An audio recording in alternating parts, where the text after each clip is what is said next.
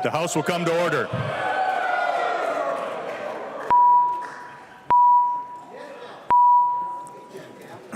Prayer by the chaplain.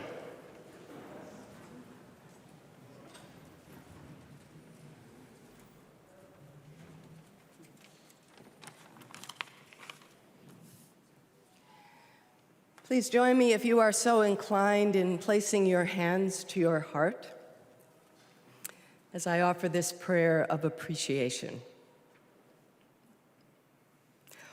Holy One, source of all being and promise of all our becoming, known by so many names and beyond all naming, we give thanks for the gathering of these good servants, giving generously of their time and their talents, working late into the night, and returning again today as they have on so many days, to encounter, share, and build upon their common values and their deep differences. These commonalities and differences being the warp and weft of every community. May the tapestry woven here be one of beauty and compassion, guided by the old wisdom that the well-being of each of us depends on the well-being of all of us. May the decisions made here today honor the strengths and vulnerabilities in each one of us, in each of these decision makers and all of those impacted by their work. May generosity and kindness rule, that all of us, legislators and legislated alike, might know the beauty of our higher being. May it be so, and amen. The chaplain for today is Reverend Karen Herring from Unity Church Unitarian in St. Paul, Minnesota. The Pledge of Allegiance. Please remain standing and recite the Pledge of Allegiance to the flag of the United States of America.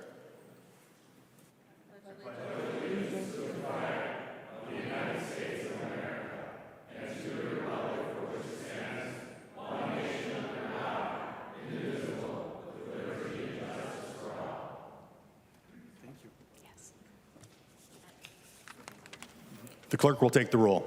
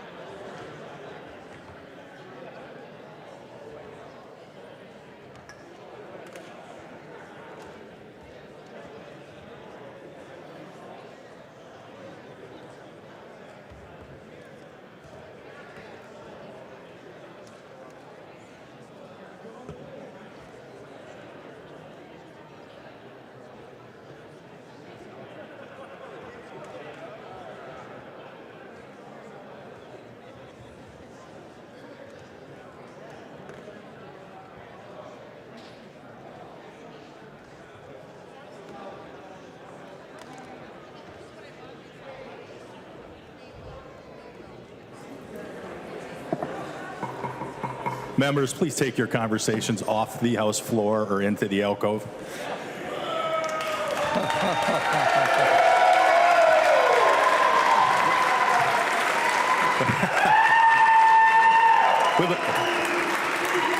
Will the chief clerk call the names of those members voting remotely? Becker Finn. Becker Finn, present. Becker Finn, present. Carroll. Carroll, present. Carroll, present. Keel. Present. Keel, present. Cagle. Cagle, present. Cagle, present. Ream.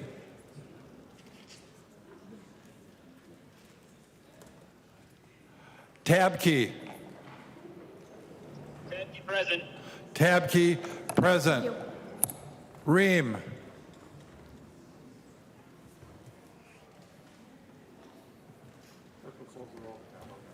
The clerk will close the roll.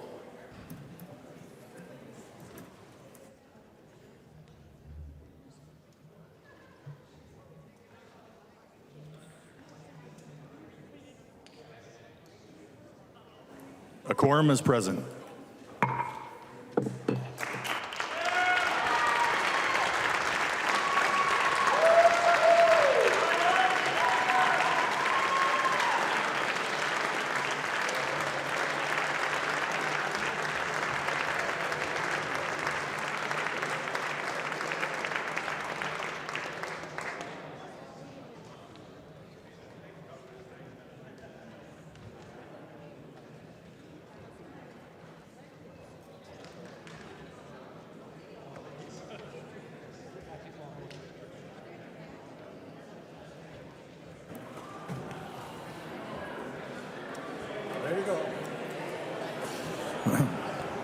The clerk will read the journal of the preceding day. Journal of the House, 93rd session, 2024, 110th day, St. Paul, Minnesota, Thursday, May 2nd, 2024. If there is no objection, further reading of the journal will be dispensed with, and the journal will be approved as corrected by the chief clerk. Hearing no objection, the journal is approved as corrected by the chief clerk. Introduction of bills. The following House files have been offered for introduction today. The chief clerk will report the House files and give them their first reading. Introduction of first reading of House Files 5450 through 5451. First reading, House File 5450 through 5451. Messages from the Senate. Oh, actually, do we have any? No? This is legislative. Reports from the Committee on Rules and Legislative Administration. Long from the Committee on Rules and Legislative Administration, pursuant to Rules 1.21 and 3.33, designates the following bill to be placed on the calendar for the day for Tuesday, May 7th, 2024, and establishes a pre-filing requirement for amendments offered to the following bill. House File number 4738. Members, please take your conversations off of the House floor and into the alcove or out of the chambers. Calendar for the day. The first bill on the calendar for the day is House File 5299.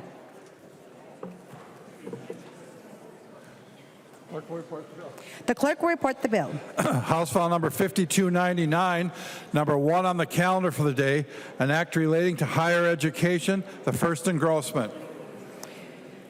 There are amendments at the desk. If there's no objection, we will let the author explain the bill before we act on the amendments. To the author, to the member from Winona, Representative Pelowski. Madam Speaker and members, this is the higher education supplemental budget bill. It had a target of $500,000. We met the target. We did not exceed it. The bill does just a couple of things fiscally. The first thing it does is it takes approximately $5.04 million from the North Star Promise. And although this wasn't emphasized in Ways and Means, I'll emphasize it here. It takes it from the program. It does not take it from the free tuition element. And we transfer this to the Foster Independence Higher Education Grants. We do that because for the first time in a decade, we've had an increase in enrollment in our public higher ed systems. We've had an increase in the Foster Independence grants, and it would have been short about $5 million. The second thing that this does is it takes the $500,000 and it creates a Head Start program for daycare in the Mid-State system, a project coordinator. This is to facilitate the Head Start programs and hopefully also to bring more money for daycare into the Mid-State system. And Madam Speaker and members, that's the bill. There's an amendment at the desk. The clerk will report the amendment. McDonald moves to amend House Law number 5299, the first engrossment. The amendment is coded A8. I would recognize the member from, Wright, but it doesn't look like he's here at the moment.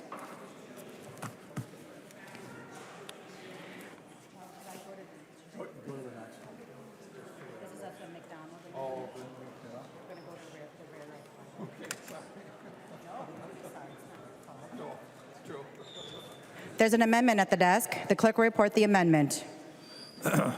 Rarick moves to amend House Law number 5299, the first engrossment. The amendment is coded A5. I recognize the author of the amendment, the member from Wright, Representative Rarick. Thank you, Madam Speaker. This member from Wright is still here. Thank you, members. This is a really simple amendment. And you know, this is a really small budget bill. It's not even $1 million. That's $500,000. It is a very small budget bill as budget bills go. And I have to say, Chair Pelowski, we appreciate the grab them by the budgets and don't let go, because that's what you did. I appreciate the fact, Chair Pelowski, that you said, I didn't even want a budget that everything was fully funded. It was that he didn't want additional money. We'd already spent $650 million more over base in this biennium, $450 million in the tails, to a budget that is the third largest of all of the state budgets. This higher ed budget is very, very large. So it's over $4 billion in the biennium, getting closer to 4.5. It's somewhere in that range right now.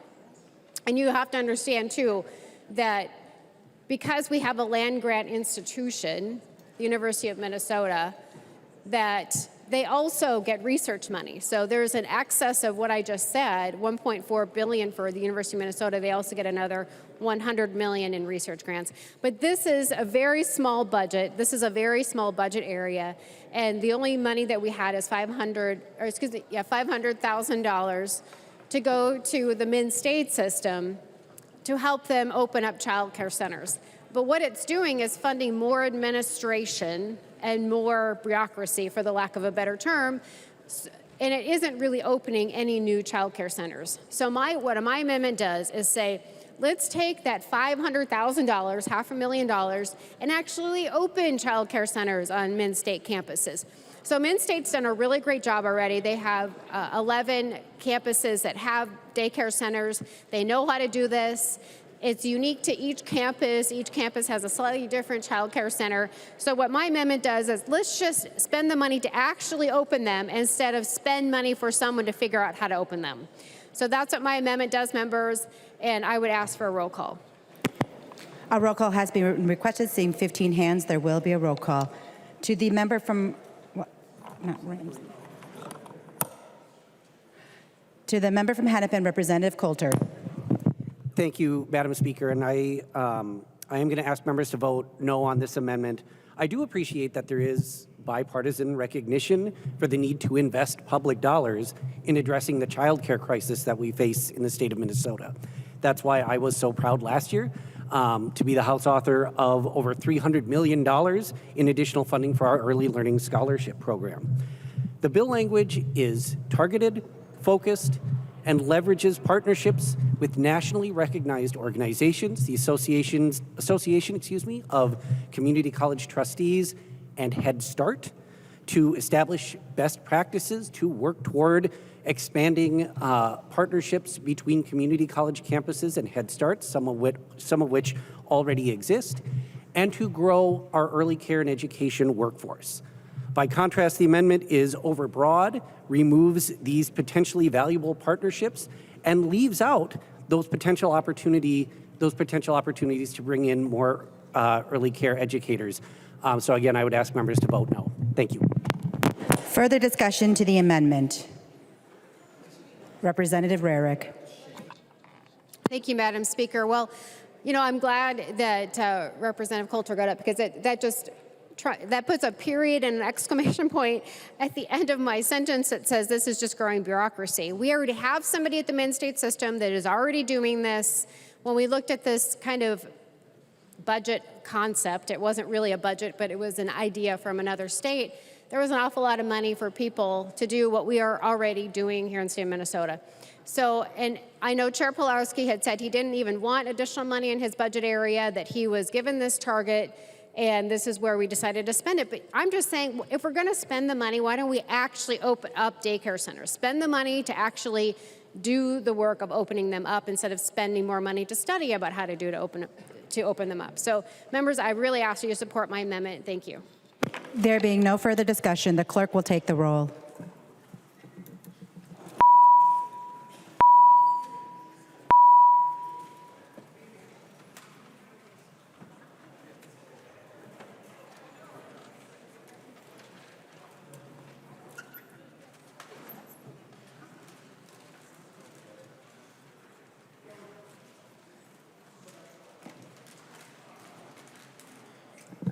Members, please vote. The chief clerk will call the names of the members voting remotely. Becker Finn. Becker Finn, no. Becker Finn, no. Carroll. Carroll, no. Carroll, no. Keel. Keel, aye. Keel, aye. Cagle. Cagle, no. Cagle, no. Ream.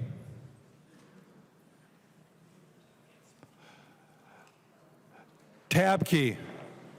Tabke, no. Tabke, no.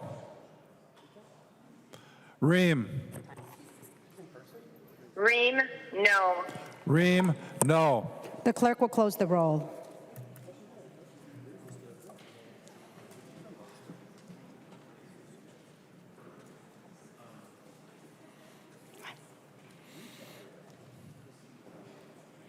There being 60 yeas and 68 nays, the motion does not prevail and the amendment is not adopted. There's an amendment at the desk. The clerk will report the amendment. McDonald moves to amend House File Number 5299, the first engrossment. The amendment is coded A8. I recognize the author of the amendment, the other member from Wright, Representative McDonald. Madam Speaker, thank you. It's the right kind of day today, isn't it? Oh. Members, good morning.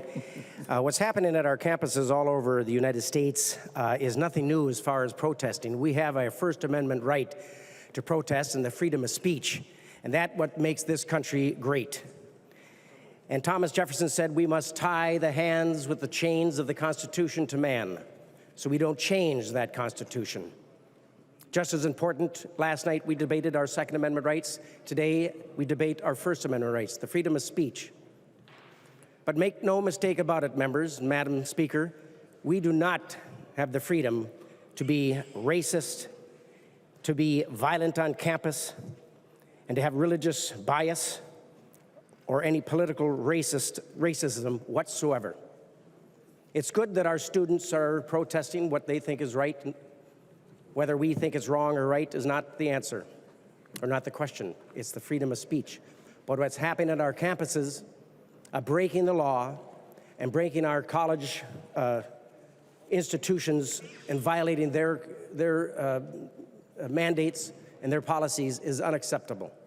My amendment clearly states there's no reason whatsoever for any acts of racial, political, or religious bias on campus whatsoever.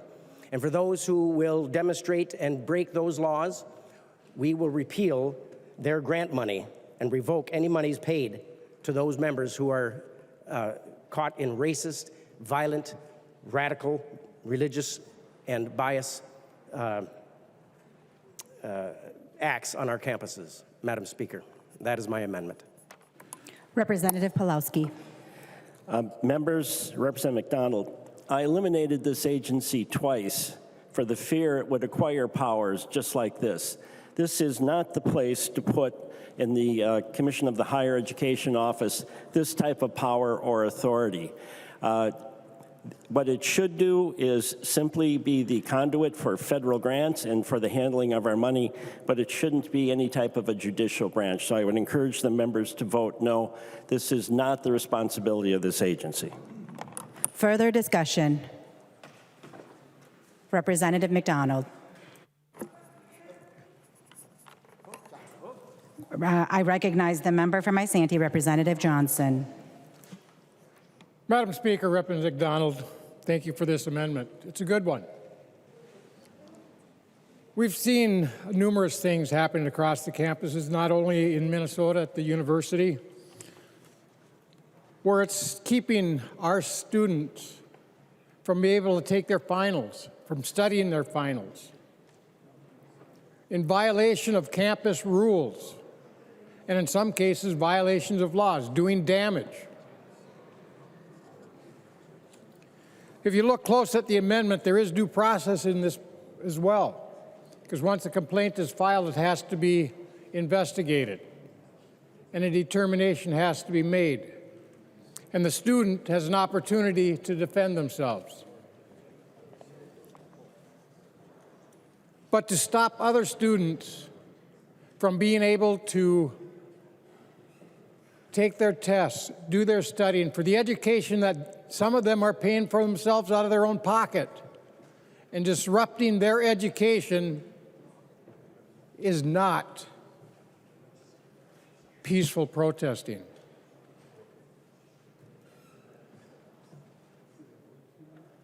Representative McDonald, thank you for this. This is an important amendment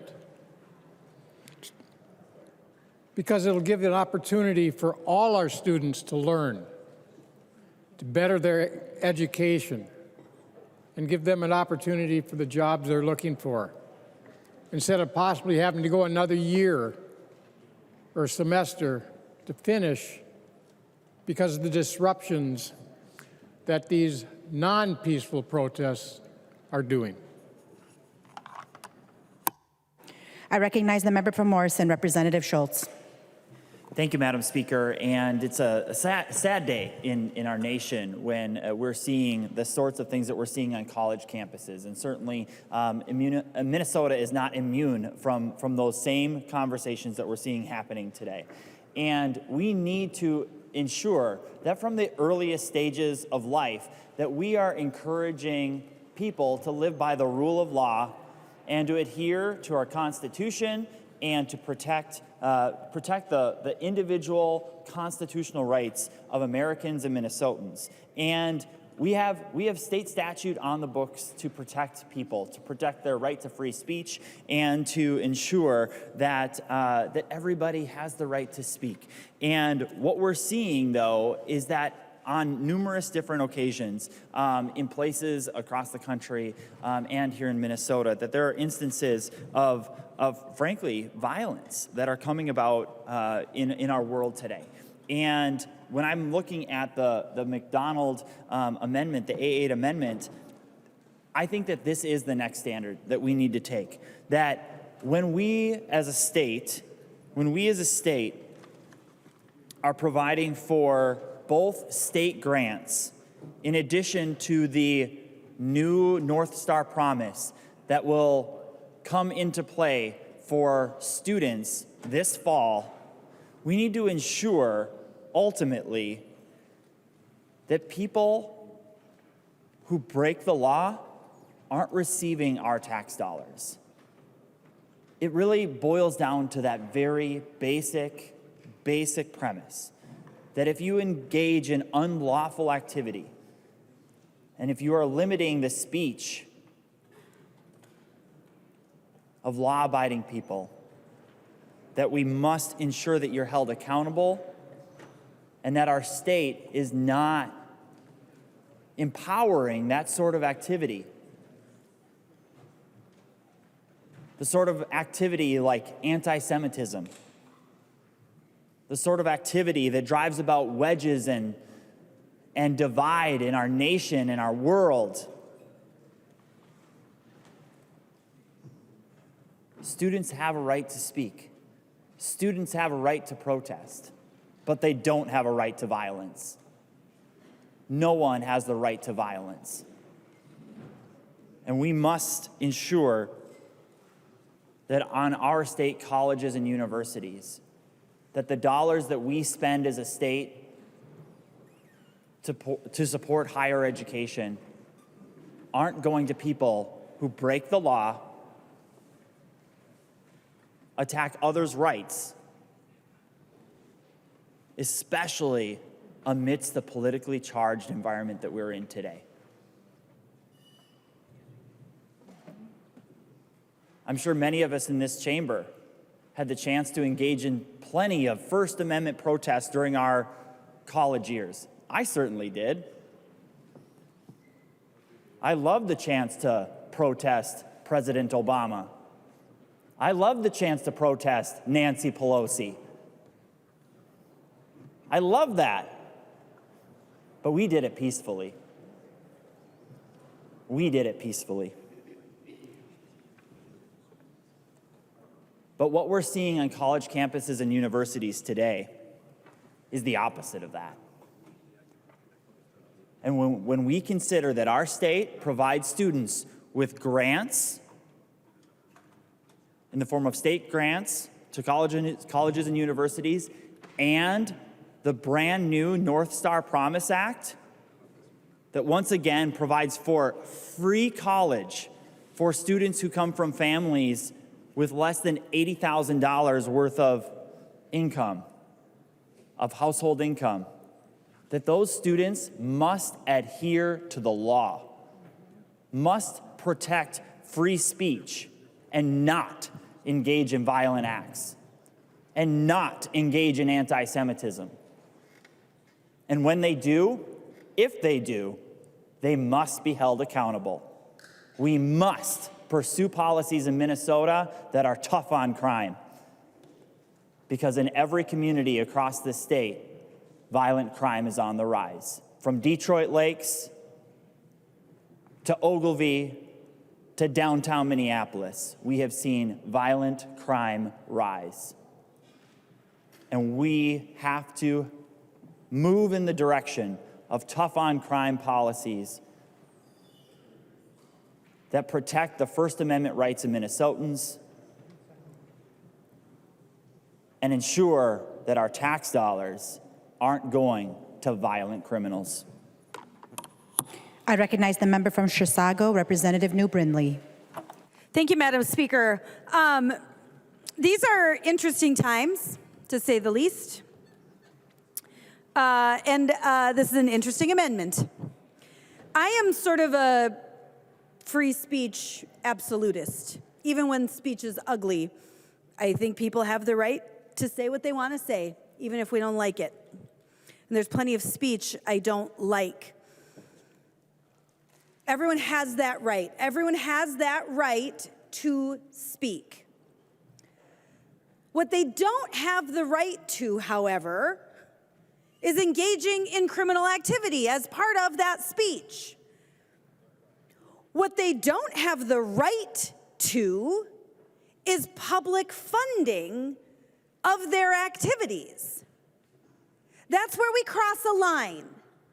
I will die on the hill of everyone having the right to say whatever they want to say, even if I don't like it. And there is plenty of speech right now that I do not like. Our campuses are overrun right now, including the University of Minnesota. Our campuses are overrun right now with pro-Hamas protesters who are taking over campuses.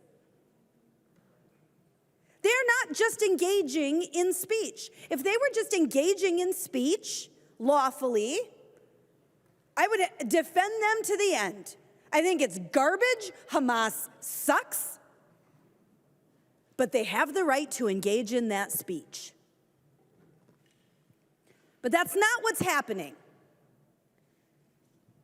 And on our college campuses, for students receiving public dollars, we get to impose a standard on that.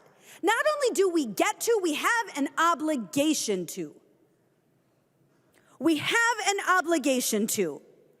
And so for students who are engaging in racial, political, or religious bias, we have an obligation to say that the state is not going to fund that activity.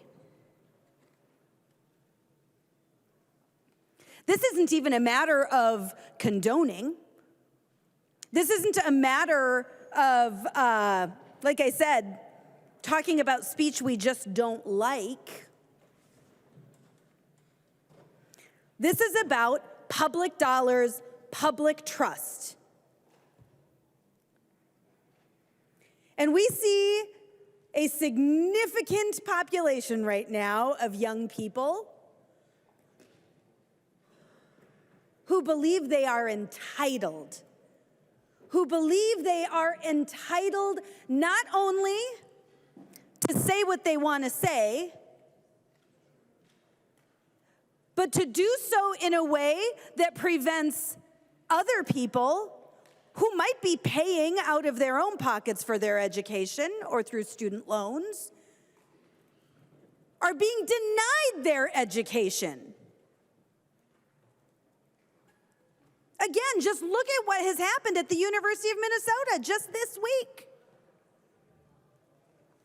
We don't have to go as far as Columbia or Harvard or these Ivy Leagues that have lost their ever-loving minds. We don't have to go that far. It's right here in our backyard, where we as legislators have an obligation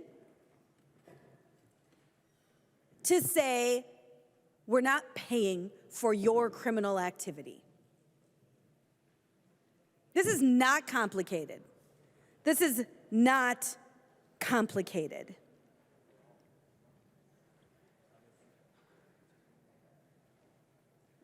And if a student is going to choose to participate in these things, they can pay for it themselves. They can pay for it themselves. And I'm not real swayed by the sob stories of, well, I was kicked out of my university because I was breaking the law and now I'm homeless. I don't know. I think your family has plenty of money.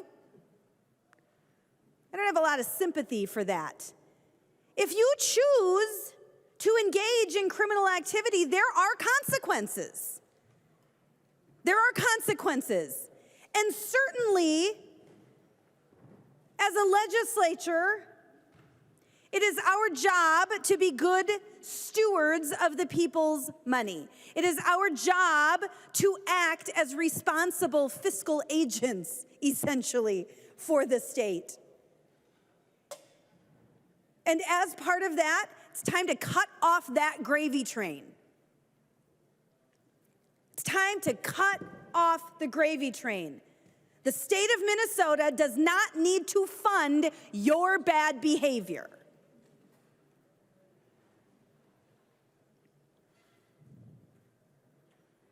I guess we don't know. It would be interesting to know how many kids would be affected by this. I haven't seen a hard number.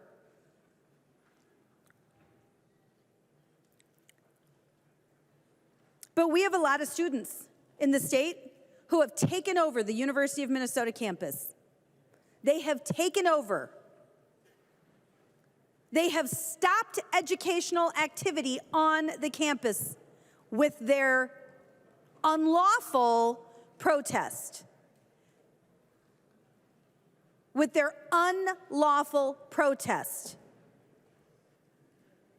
And we have an obligation to say that the least we can do is hold them accountable financially. We should not be paying for their bad behavior. Vote yes on the amendment.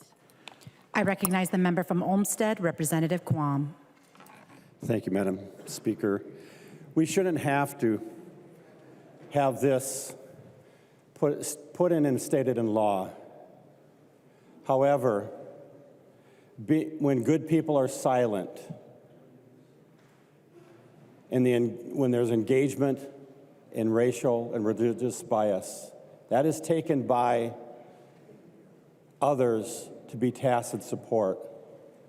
We have seen too many times free speech and demonstration morph into something across the line with the bias, and then morph again to violence and intimidation. No student should be fearful of going to class and walking on their campus because of their race or because of their religion.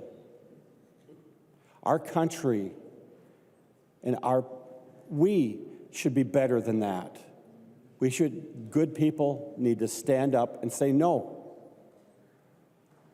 You get to speak your mind, but you don't get to cross the line. And if we don't stipulate in law the line that you don't cross is bias based on religion or race, we are not doing our duty. And again, we shouldn't have to, but you don't have to go far, TV, social media, to see visual evidence that it has gotten out of hand. And we need to take a stand and say, no more. We will not allow this in our state. We welcome diversity. We welcome people from all faiths, all races, to be part of the community. Please support this amendment. Further discussion. To the author of the amendment, Representative McDonald. Madam Speaker, I do ask for a roll call. A roll call has been requested. Seeing 15 hands, there will be a roll call. Representative Pelowski, I realize you don't want this in your bill. I respect you, admire you, but I think in this case, you made a mistake. It really needs to be in any bill. Racism needs to be snuffed out at all opportunities, at all times. Thomas Sowell said, racism does not have a good track record. It's been tried out for a long time, and you'd think by now we'd want to put an end to it instead of put it under new management. Our Jewish brothers and sisters at college campuses are being discriminated against. They're being denied entry into schools.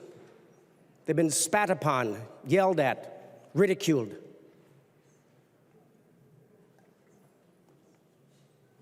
The anger and hostility towards our Jewish brothers and sisters is gross. And I think I can safely assume we all agree. It is sickening, disgusting, and immorality taking place.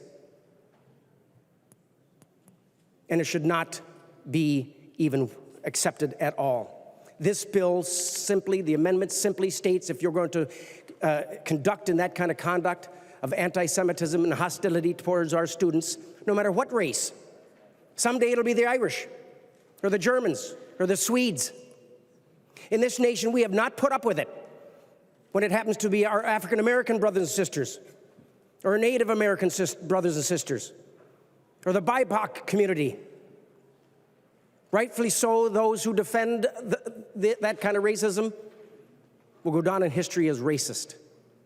And they'll meet their maker and decide someday that they were wrong. But somehow when it comes to the Jewish folks, we just want to gloss this over.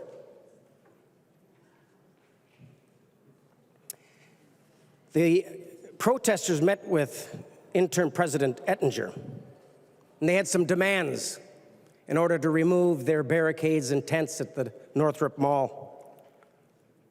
Yeah, well, the Jewish folks met with the Ettinger as well. They didn't have too many demands. They just said, hey, we'd want to be treated equally. We want the anti-Semitism, the hatred, the discrimination to stop. Now, I won't say that their voices were not heard. But unfortunately, the interim president didn't do much for our Jewish brothers and sisters and their concerns. But boy, did they capitulate to those who were protesting with hostility towards our Jewish friends. In Thursday's afternoon press conference, directors and students expressed their disappointment with the university administration for not condemning anti-Semitic language used during campus protest. They couldn't even have the audacity to condemn such language and hostility. Isn't that the least we could do as human beings and leaders of our institution? To condemn it? But boy, did they ever capitulate again for those who were protesting. Just a couple things here. They had 6 demands. I won't read them all due to time. We certainly don't want to be here till 12:30 tonight. But one of them, number 5, Thawbit, the university said it will seek to find ways to better express the evidence support for Palestine students. It has committed to regular meetings to continue to discuss the protesters' concerns, and will seek to include the incoming president as in these meetings. Well, I would think that would be important. To support the Palestinian students. Shouldn't we support all students? The Irish, the Jews, the blacks, the Indians, the Palestinians, and every other beautiful melting pot that this country is? Latinos, thank you, Representative Koznick. So Representative Pelowski, I know you like a clean bill, but this amendment will snuff out and help snuff out further racism, further anti-Semitism, further hatred, further discrimination. We have to say as a body who vote for funding, state funding to students who are getting free college by our dollars, our tax dollars, that your hatred and discrimination will not be allowed. No matter what race that you are discriminated against, it will not be allowed. So members, after being here 14 years, I kind of know how this is go, but surprise me. And stand with me against racism. And in this particular issue, anti-Semitism. Vote green. There being no further discussion, the clerk will take the roll.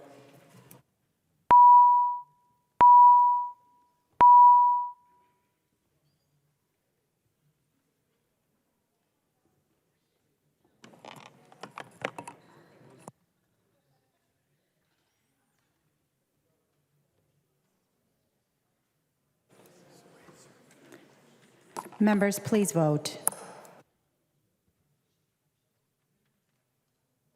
The chief clerk will call the names of the members voting remotely. Becker Finn. Becker Finn, no. Becker Finn, no. Carroll.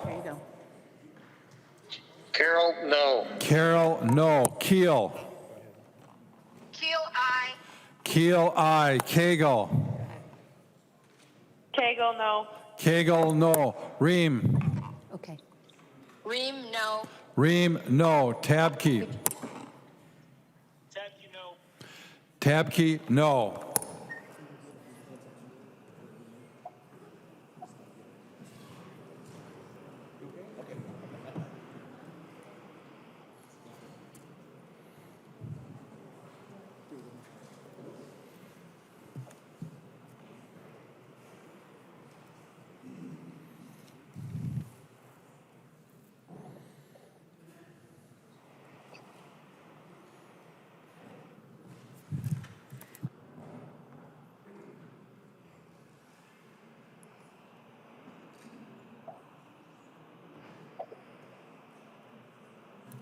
I will. Is he on remote?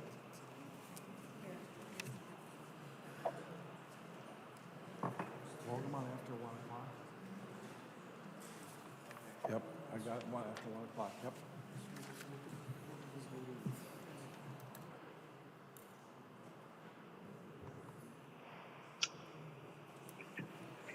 Do I need to say anything? He is. Jordan's got it. Jordan's got it. Yep. Wolgamott. Wolgamott votes no. Wolgamott, no. The clerk will close the roll.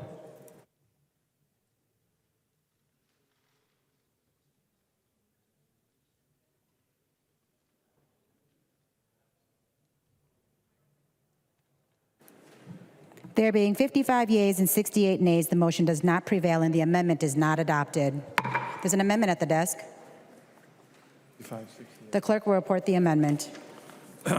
McDonald moves to amend 5299, the first engrossment. The amendment is coded A9. To the author of the amendment, the member from Wright, Representative McDonald. Madam Speaker, my apologies first. I should have said good morning, members. It is afternoon. You know the old saying, kill him with kindness? We do need to practice more kindness. And it's okay to have a good, healthy debate and some disagreements, but kindness has to be of our utmost importance. You can catch more flies with honey than vinegar, Madam Speaker. Did you ever hear that? And it's very important. Now, this particular amendment, hear me out on this.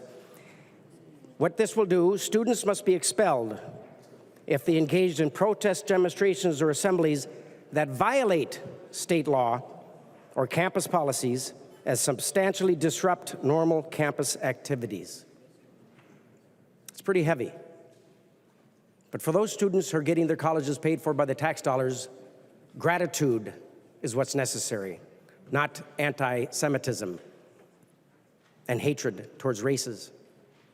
Wouldn't you agree?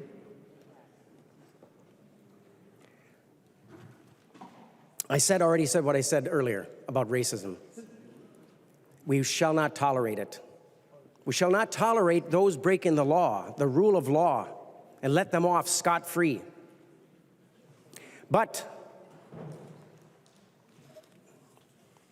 Interim President Ettinger, who I really liked, I remember working with him at, I think it was Department of Health 14 years ago.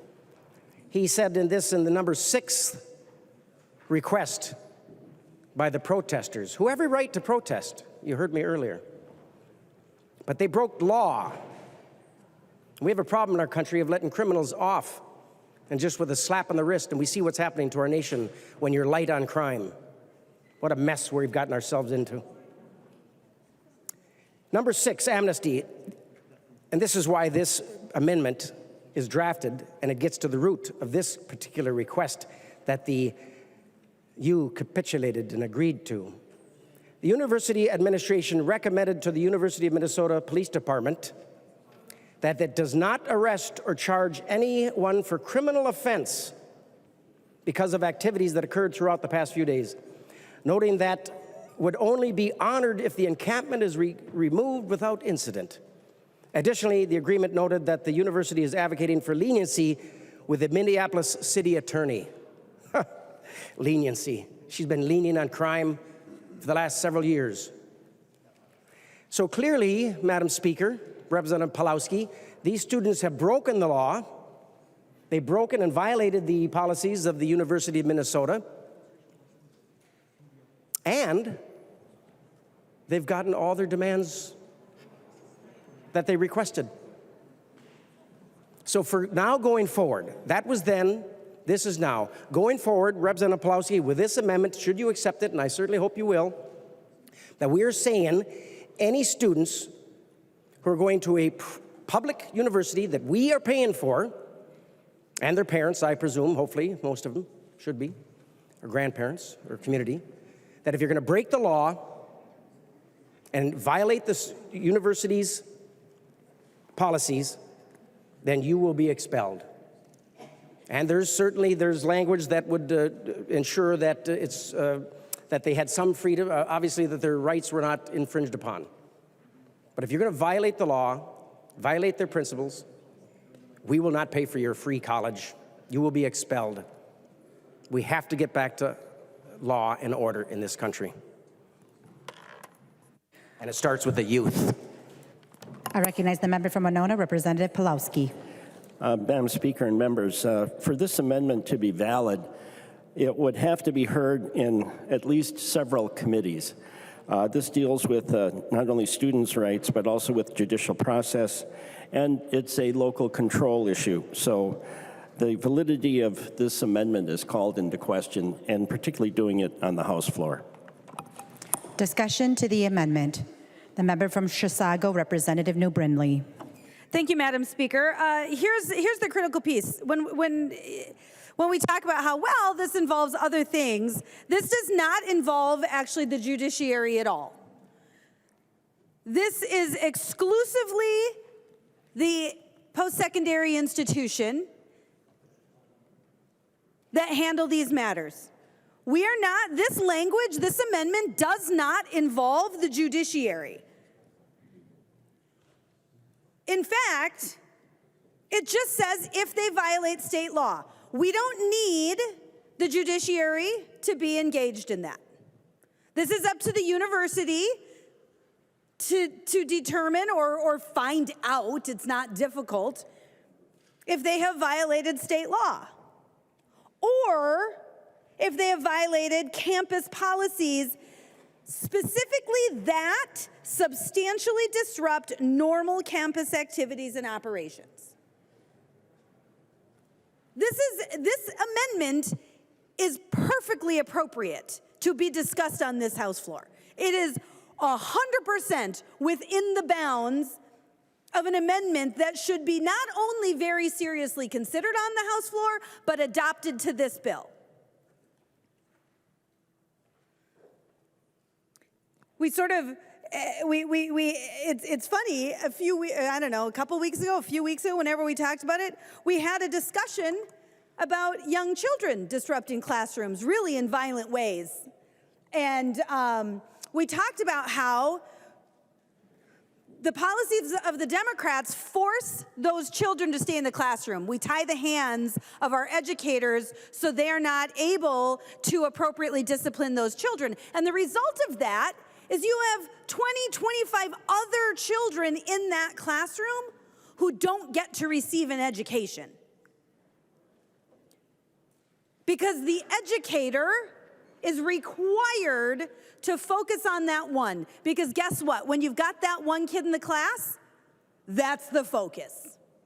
Those educators do not have the luxury then of actually educating the other children in the classroom. Now, what's interesting in those situations, we were at least talking about young kids, right? Young kids who are figuring out the world. With this McDonald amendment, we're talking about a very different group of kids. With this McDonald amendment, we are talking about a new group of young adults who sure want to act like kids, who want to behave like entitled, spoiled brats who get to disrupt everyone else's education. And that is not okay. That is not okay. I won't ask Representative Rarick to yield, but boy, we sure put a lot of state dollars into these educational institutions. This is public money going to these institutions. Hundreds of millions of dollars go to these institutions.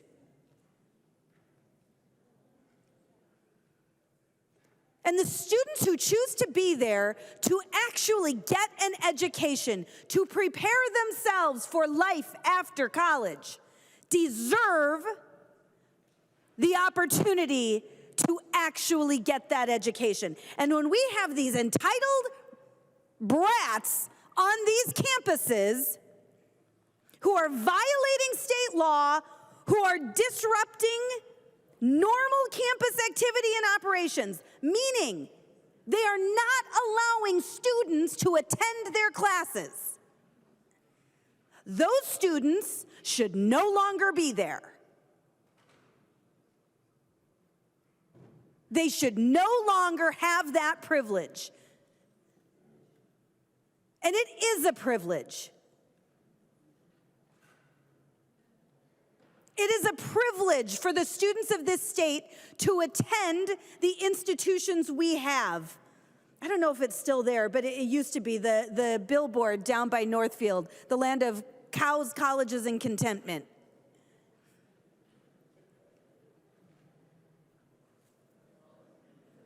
We have amazing resources in this state. It's why we have such a highly educated workforce in this state. It's why somehow, in spite of the Democrats' best efforts to drive businesses out, You haven't hit that threshold yet. And it's because of these institutions of higher learning that we have. It's because we are producing a highly educated workforce. But when you have entitled students on that campus who are violating state law, who are disrupting those normal campus activities, we are no longer producing that highly educated workforce. That's what's happening here. And again, this does not involve anyone but the institutions of higher learning. This does not involve the courts. This does not involve public safety. This is exclusively folks at those higher education institutions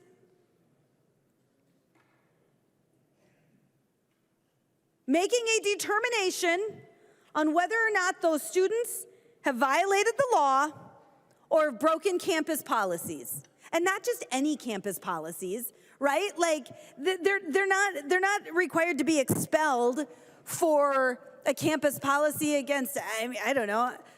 My kids go to more strict schools that have very strict campus policies where they're not allowed to have beards and things or long hair. So we're not even talking about those kinds of campus policies. I don't know what they would be like at the University of Minnesota. But we're not just talking about any campus policy. This is very narrowly defined as violating a campus policy that disrupts, not even just disrupts, substantially disrupts normal campus activities and operations. This is a pretty narrow scope.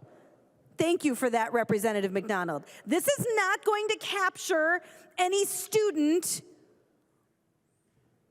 who's caught doing something in opposition to a campus policy. That's not what this is about.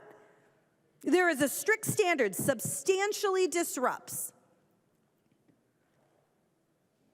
And when you've got these entitled protesters on these campuses, yes, they should leave. They do not have that right. They do not have a right to be there. It is a privilege, and everyone should vote yes on this amendment.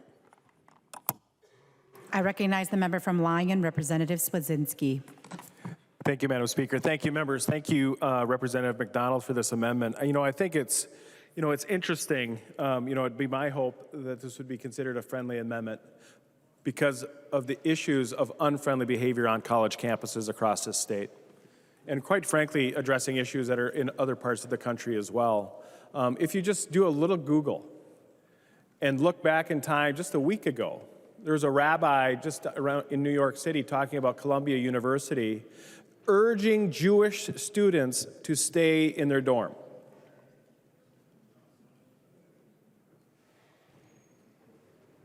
Regardless of what you think of this issue, regardless of where you're at on protesting and free speech, the idea that a college campus needs to warn a group of people, whether they're Christians or Jews or Muslims, to stay in their dorm because they may have an opposing view on an issue with international impact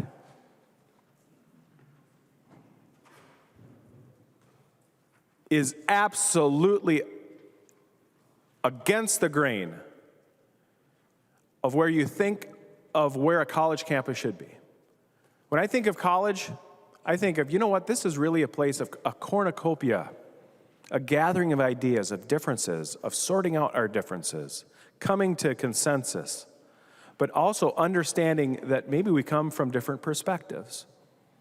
And over and over and over again, if you're a pro-life student, if you're a conservative student, if you're a Jewish student, if you happen to have an opposing view from popular culture, if you don't hug a tree for a living, you might be at risk. Your tires might get slashed in the college dorm parking lot because of a bumper sticker you might happen to have. Or if you happen to be wearing a small head covering, walking between your buildings, you might be at risk. And yet, the state of Minnesota is just pouring out the money. Here you go, it's free. Let's pay half, let's pay 60, let's pay 70% of your tuition without any ramifications for your actions. To the point where our college presidents are saying, hey, any damage you caused on campus, any windows you broke, or trees you might have cut down, or grass you might have trampled, or feelings you might have hurt, as long as you quit, we'll just kind of pretend it didn't happen. Just go along your way. We understand. You maybe weren't hugged enough as a kid. Let's hold people responsible. You know, last night was a prime example. And I'm trying to understand different thoughts, different angles, different points of view. When on this floor, we were told that if a piece of aluminum would just be banned in the state of Minnesota, 3 officers would be alive today. I was aghast.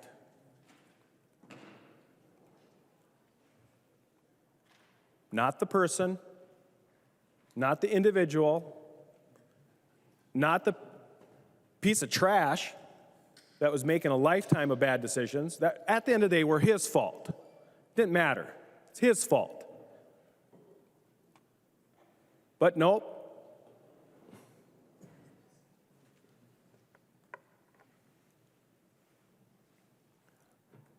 Folks, the world is changing.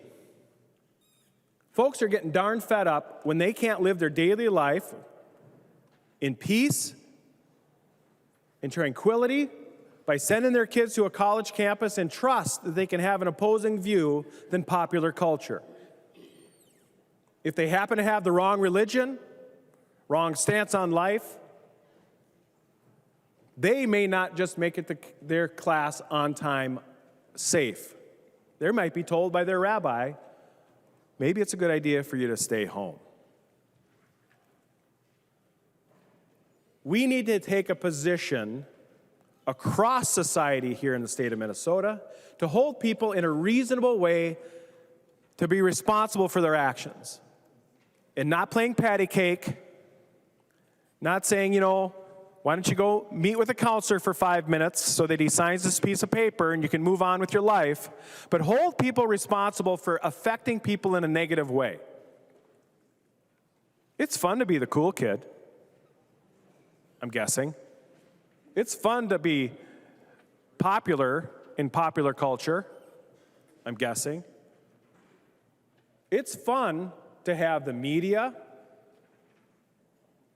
billionaire donators who support organizations across the globe that have been arrested for campaign violations from overseas and here as well, with a slap on the wrist. That's fun, I bet. Let's take the McDonald Amendment so that we can help young people understand that there are real ramifications to their actions at a young age. So they don't waste the rest of their life with the misguided thoughts that they're not responsible for what they do. And to make it worse, these are taxpayer dollars. These are the hard sweat and tears dollars of profit, of businesses, of families, of individuals across this state who give and give and give. And their only thanks is their kids probably have to sneak to class or not share their opinion when they get to that class because of the way they were raised, because it's not popular opinion. I know there's Democrats across this aisle that are listening to my words that are concerned that if they support it, how a few people in their district might take it. And if they did support it, they'd probably be concerned someone might show up at their house and protest in front of their door for simply pushing green rather than red.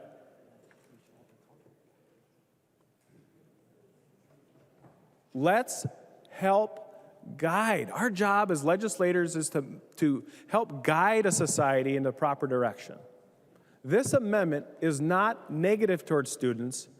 It's going to help them make positive decisions when it comes to their actions. So they understand at young ages, in the fruitful youth of life, when they're growing and they're bringing in information into their brains, that, you know what, it's okay to question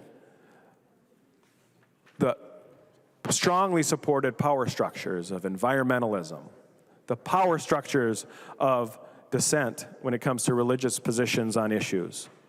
It's okay. We support you. But we don't support you crushing the ideas of minority, not of skin color, that too, but also minority positions of thought. And I think that's really what this is at. We hear over and over and over again that we're only concerned about the color of your skin when it comes to supporting you as a minority. But we're not interested in supporting you if you have a minority view in your mind. Let's support folks that don't look like us. Let's support folks that don't maybe think like us. Let's support folks that want to get to their class safely. Let's not support students who are misbehaving on taxpayer dime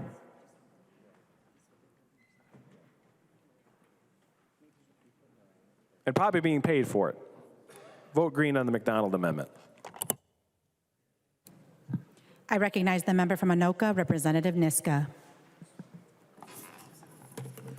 Thank you, Madam Speaker and members. Well, the culture of free speech, especially on our campuses, is in deep trouble.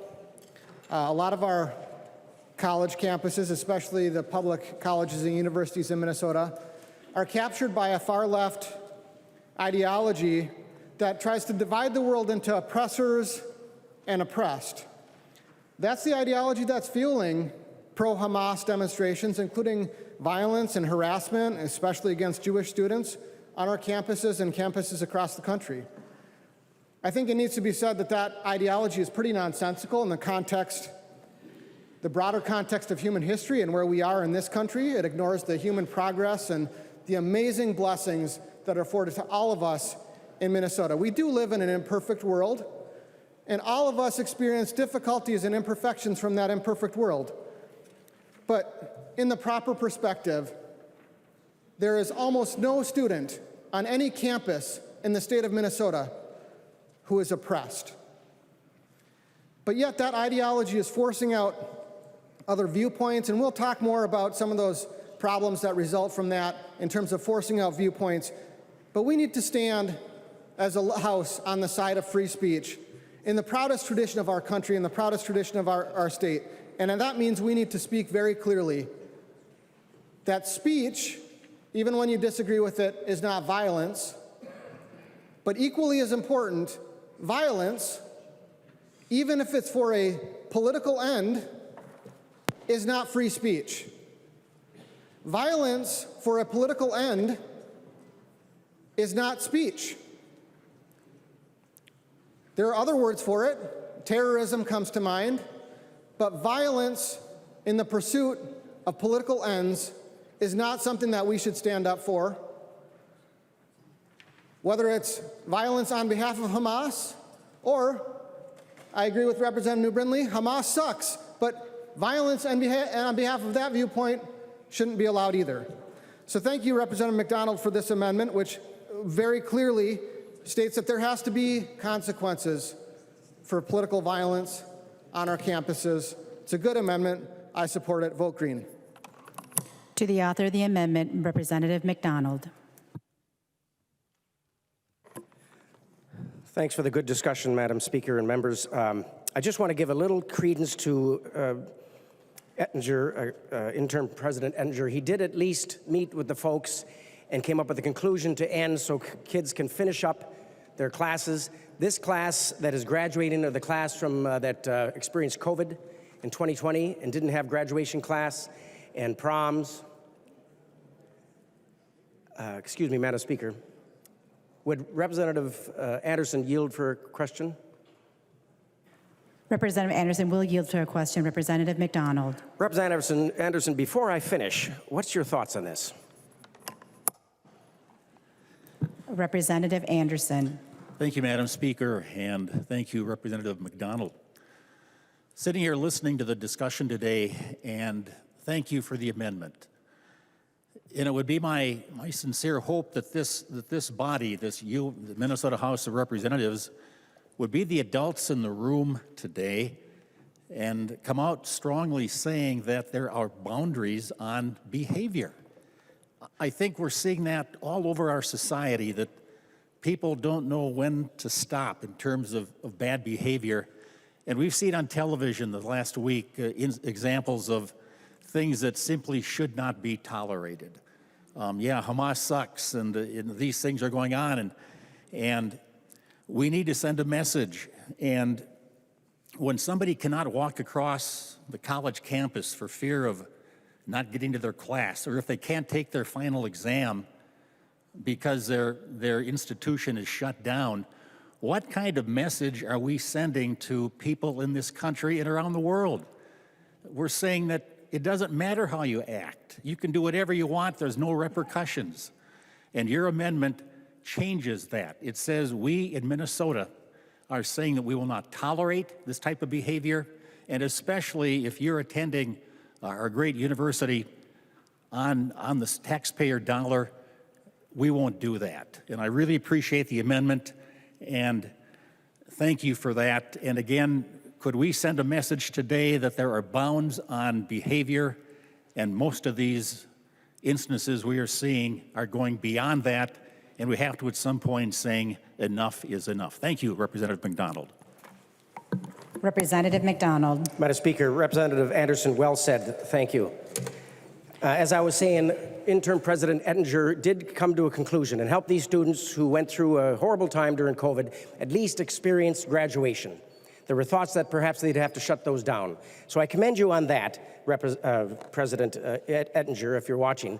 But I think there was a missed opportunity. Some presidents in other states took a little more bold action against the protesters who were breaking the law and conducting hate speech and violence against students. He simply sent the police in and disrupted and dismantled their tents and their encampment and said, we will not tolerate hatred, we will not tolerate violence, we will not tolerate broken laws, we will instruct the rule of law. And that was the end to their unlawful protest. Some still stayed to protest peacefully, to give them their God-given First Amendment right of freedom of speech. But thank the Lord that those presidents and those universities, I know of a few in Florida and Texas, a couple other red states that are bold enough to follow the rule of law, that the outside agitators members, Madam Speaker, who've come into the college campuses, paid for by an unknown group. This is happening. I think I know who it is, because I watch and read a lot of news. Sometimes I have to get off the news. There's clips, you ever go on your news clips, X and such? TikTok? No, I don't watch that crap. But I have to get off the news because it's so disturbing. And Representative Anderson, in watching the news and seeing what's happening in our universities, is so disheartening. And not about the protest. They have every right. But the violence and hatred and the distinct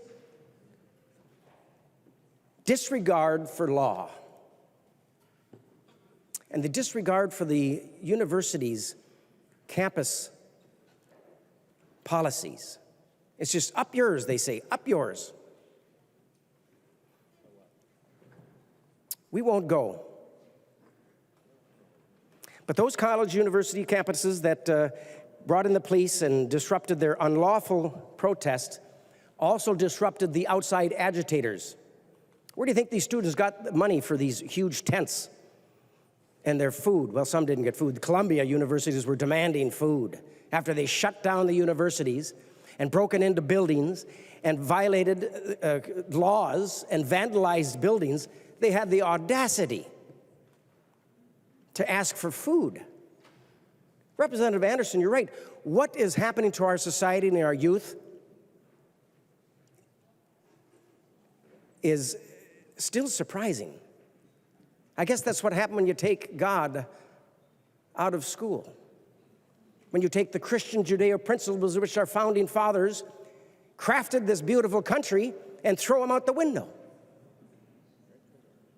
No God, no peace.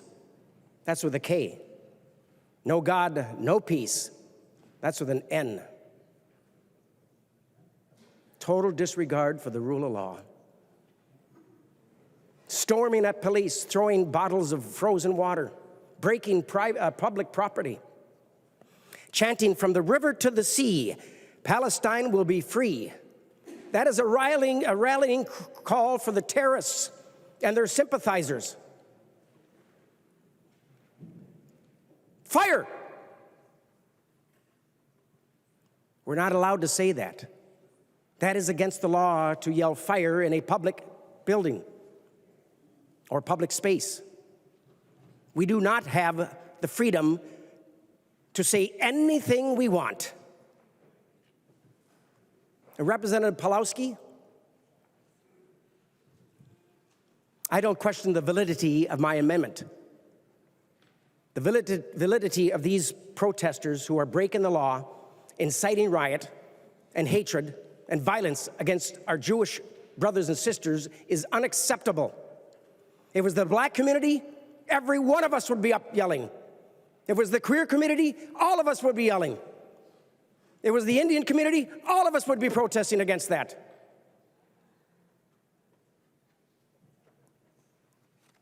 Well, it does get my Irish up.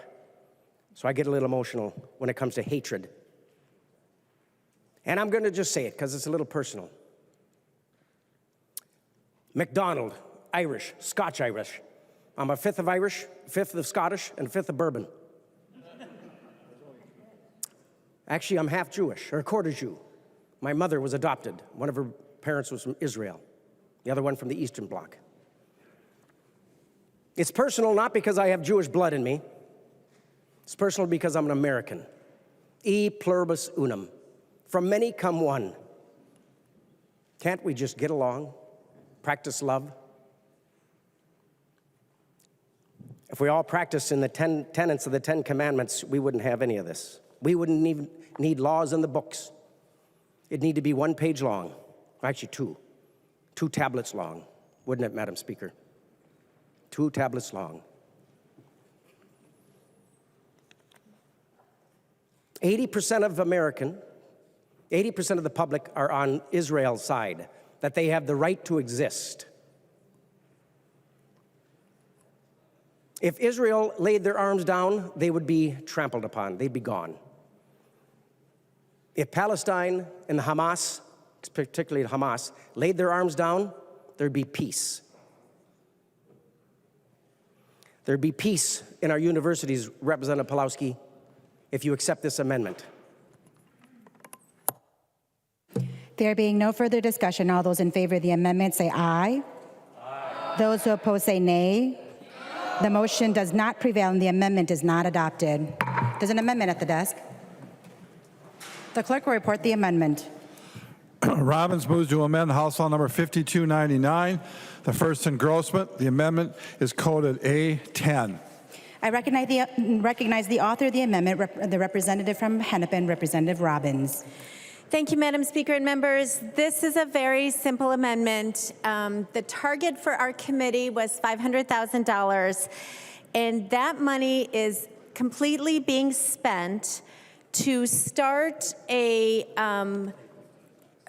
sort of an administrative position at Min State that would look into the ability of campuses to start child care centers on campus. And I think we need child care centers on campus. I think it really is a real issue. But it's already happening. 11 of the campuses already have child care centers, and they have figured out how to do it, and some of them are already Head Start centers. And the system is available and working, and campuses are free to do that. We don't need someone at central headquarters getting paid to sort of oversee something that's already happening. But there are a lot of needs on our campuses, and in committee, I brought this up. I wanted the $500,000 spent on something else. But today I'm rising to have the $500,000 spent not on this administrative role to start childcare, which is already happening, but instead to help cover the costs of the vandalism and repair and the police costs of dealing with the encampments that recently, thankfully, peacefully resolved at the University of Minnesota. I've spoken to people at the U, and they think it will be north of $1 million, so this won't even cover it. But there is a lot of vandalism, including etched into one of the marble pillars that says "Death to America."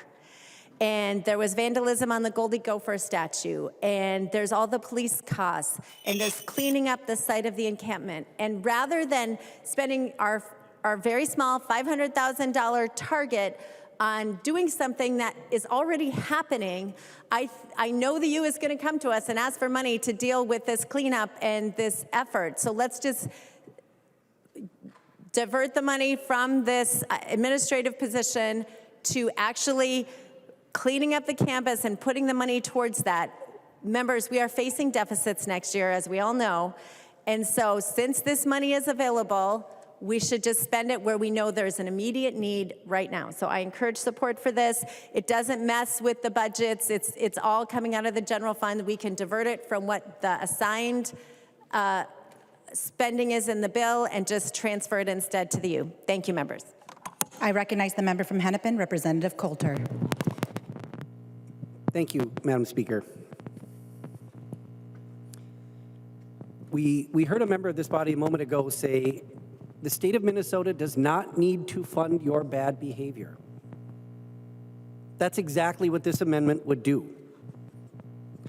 I also received information from the University of Minnesota as well as Hamline University, both schools in Minnesota where, as was mentioned, peaceful demonstrations are now no longer taking place. The number I received back from the university was significantly less than what was just cited. I can't speak to the reason for that discrepancy, but that is simply not the number that I was given. The information that I've received is that there really is little to no need for this extra funding for what's put forward in the amendment. What there is a need for is additional support for parenting students. Nearly 1 in 4 college students are parents. 62% of moms and 39% of dads in college are single parents. 51% are students of color, and 42% go to community colleges where these efforts would be specifically focused. 53% have children preschool age or younger. One study found that childcare access more than tripled the likelihood of on-time graduation. Just a couple of weeks ago, in fact, a National Public Radio article specifically cited the Kids on Campus initiative as an important opportunity to expand early care and education opportunities for parenting students. This is a good proposal. It's going to make a difference in students' lives. We should vote no on this amendment. Thank you. I recognize the member from Anoka, Representative Scott. Thank you, Madam Speaker. And Representative Robbins, thanks for bringing your amendment. Representative Coulter, I have had issues with this $500,000 spending. Everybody says, oh, it's hardly any money, but you know what? I tend to agree with Chair Pelowski here that the committee shouldn't have been given any money this year for a target after all the money that was spent last year. But I think what Representative Robbins' point about we don't need another study group to study this issue of these daycares on campus. I've heard one report was 11, one report was 13 campuses have these daycares. 4 of them are run by Head Start. just ask them what they did. It's not rocket science. But you know, the one issue that I do have is giving this money to the University of Minnesota because we're not punishing their bad behavior. They didn't nip this stuff in the bud when they could have. They allowed these students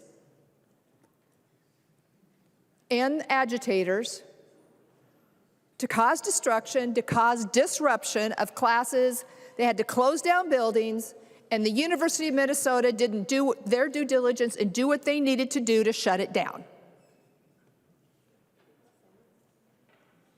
So what I say is, we've heard this around a lot these last few weeks from the DFL, let them absorb the cost.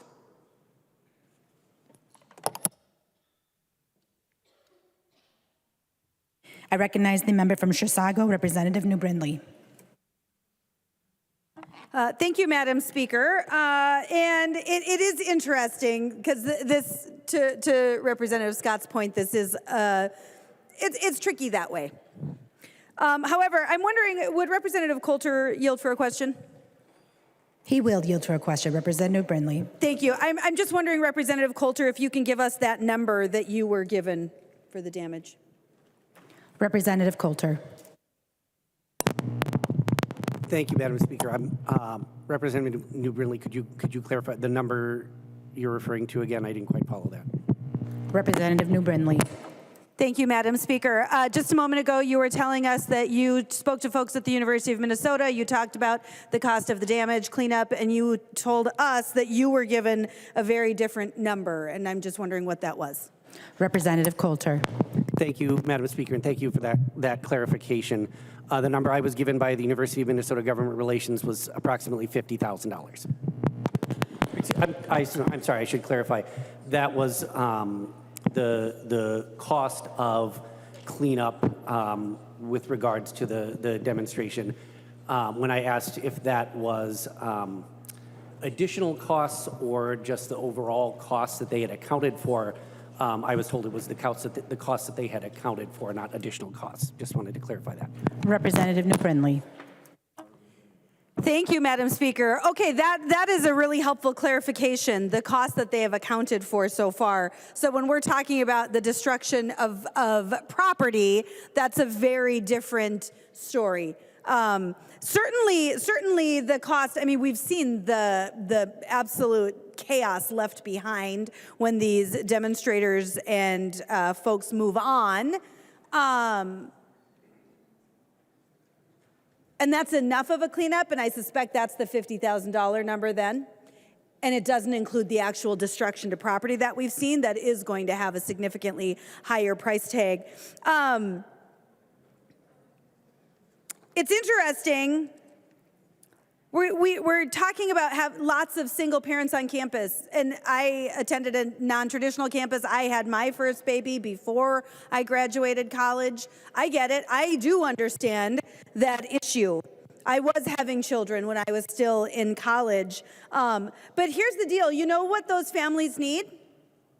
They need childcare. They don't need bureaucracy. They don't need studies. They need childcare. And we know how that's done. And you know, we've referenced Head Start. Head Start is amazing, and it started right here in Minnesota at the University of Minnesota. Now, interestingly, one of my professors at BYU did his graduate work here in Minnesota. And he was one of the founders of the Head Start program. He was one of the folks on the team that developed the Head Start program. It's an amazing program. And as Representative Scott mentioned, 4 of these programs are run by Head Start on campuses. We don't need to study it. We don't need more bureaucracy. We just need to do it. We just need to actually do it. So I get so sick of us. I mean, this is, frankly, there's going to be more bills coming up here where we do a lot of things to just help us feel like we're doing something, even though we're not. We're not actually accomplishing anything. And that's what the appropriation in the bill does. Makes us feel good, but it doesn't actually accomplish anything. This appropriation in the bill does not provide childcare. Let's be very clear. It does not provide childcare. So we can certainly have an argument about the amendment, like, do we want to pay for the bad behavior of the students? That is definitely a reasonable conversation to be had. But at the very least, Representative Robbins has identified an actual tangible problem that we have that we can actually solve, rather than a $500,000 appropriation that does not solve a problem. It does not provide money to childcare. So when our Democrat colleagues talk about this provision and all of the parents who need childcare, well, that's actually something we all agree on. But the underlying bill doesn't do that. It does not do that. So make no mistake, regardless of how you vote on this amendment, the underlying bill does not solve a problem. Whether you like the Robbins amendment or not, it does solve a problem. So, I don't know, we get so married to these ideas that don't actually do anything. And that's what this underlying provision does, nothing. I recognize the member from Traverse, Representative Backer. Yeah, thank you, Madam Speaker. And Representative Robbins, this is a very good amendment. You know, one of the things that I've been hearing on the western part of the state is a lot of my constituents take pride in our institution. And when we have individuals who are unaccountable, irresponsible, and unfortunately not respectful, and then damage public property, that is uncalled for. And quite frankly, even though I didn't go to the University of Minnesota, I went to St. Cloud State, I have heard, I know as an alumni of my college, it is so important that when you enter the campus grounds, that is in something you can be proud of. And let's face it, the university is a major institution here in Minnesota. I believe the university and their leadership has not handled this process at all correctly. They have handled it incorrectly.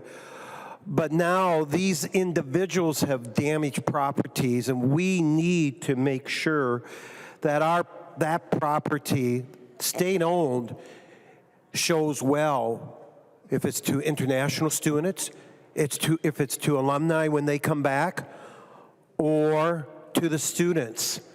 I know several parents who help their students to go to college. I know one from Hancock, Minnesota, who used to be in my district, goes to the agriculture program. And their family is like, what's going on here? This is not right that people are not being punished. They should be charged for this damage.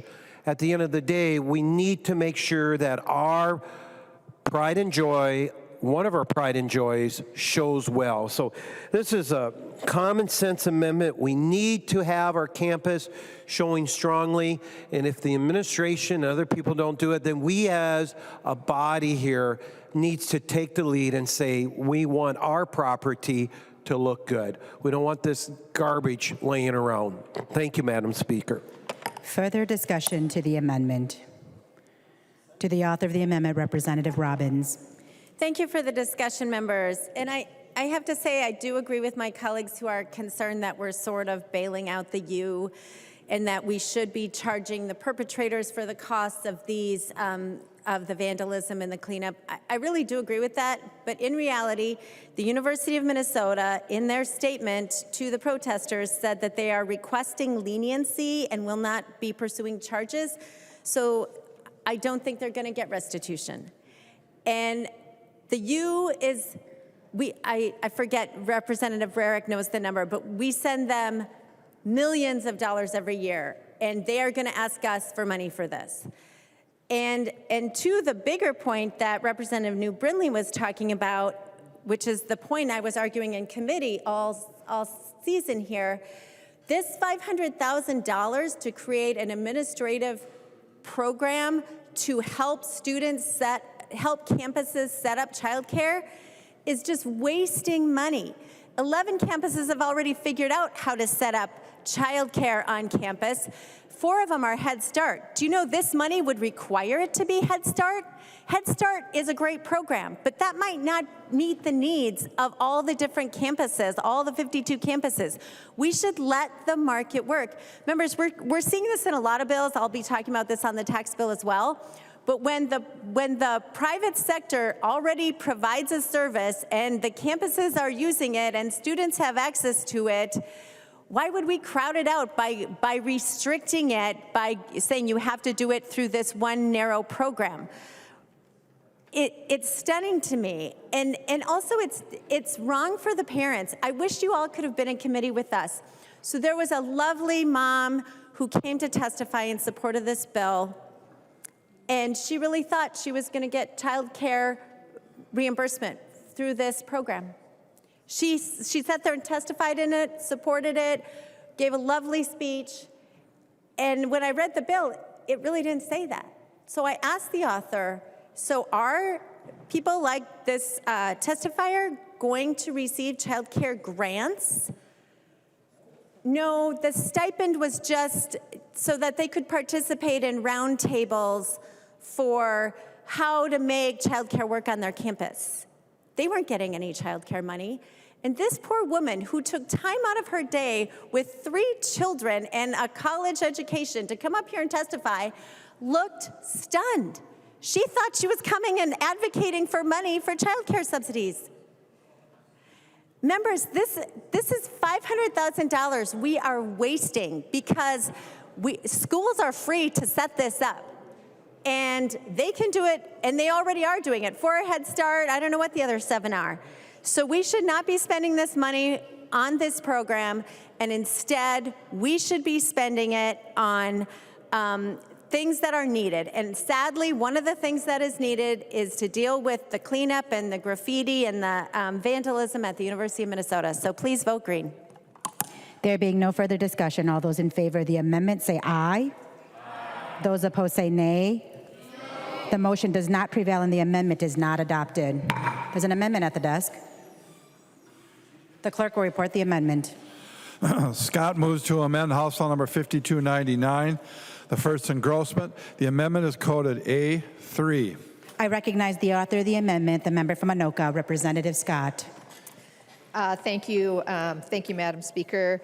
And what this amendment does is it just says, hey, student, if you are going to receive free tuition through the North Star Promise program, then sign on the dotted line to stay in Minnesota and work here for 3 years as kind of a, hey, thank you, taxpayers, for footing the bill for me. I'm going to stay in the state that helped provide me with a free education. And I think it's very reasonable expectation. I know that Representative Tapke had a bill, it was kind of a workforce development scholarship bill that became law, and it says a scholarship recipient must fulfill a 3-year full-time employment commitment within the service area of the foundation, et cetera, et cetera. So I don't think it's asking too much for these students to stay in the state that provided this free education for them and contribute back to our economy. So I would ask for a roll call, and I would ask for member support. A roll call has been requested. Seeing 15 hands, there will be a roll call. Representative Pelowski.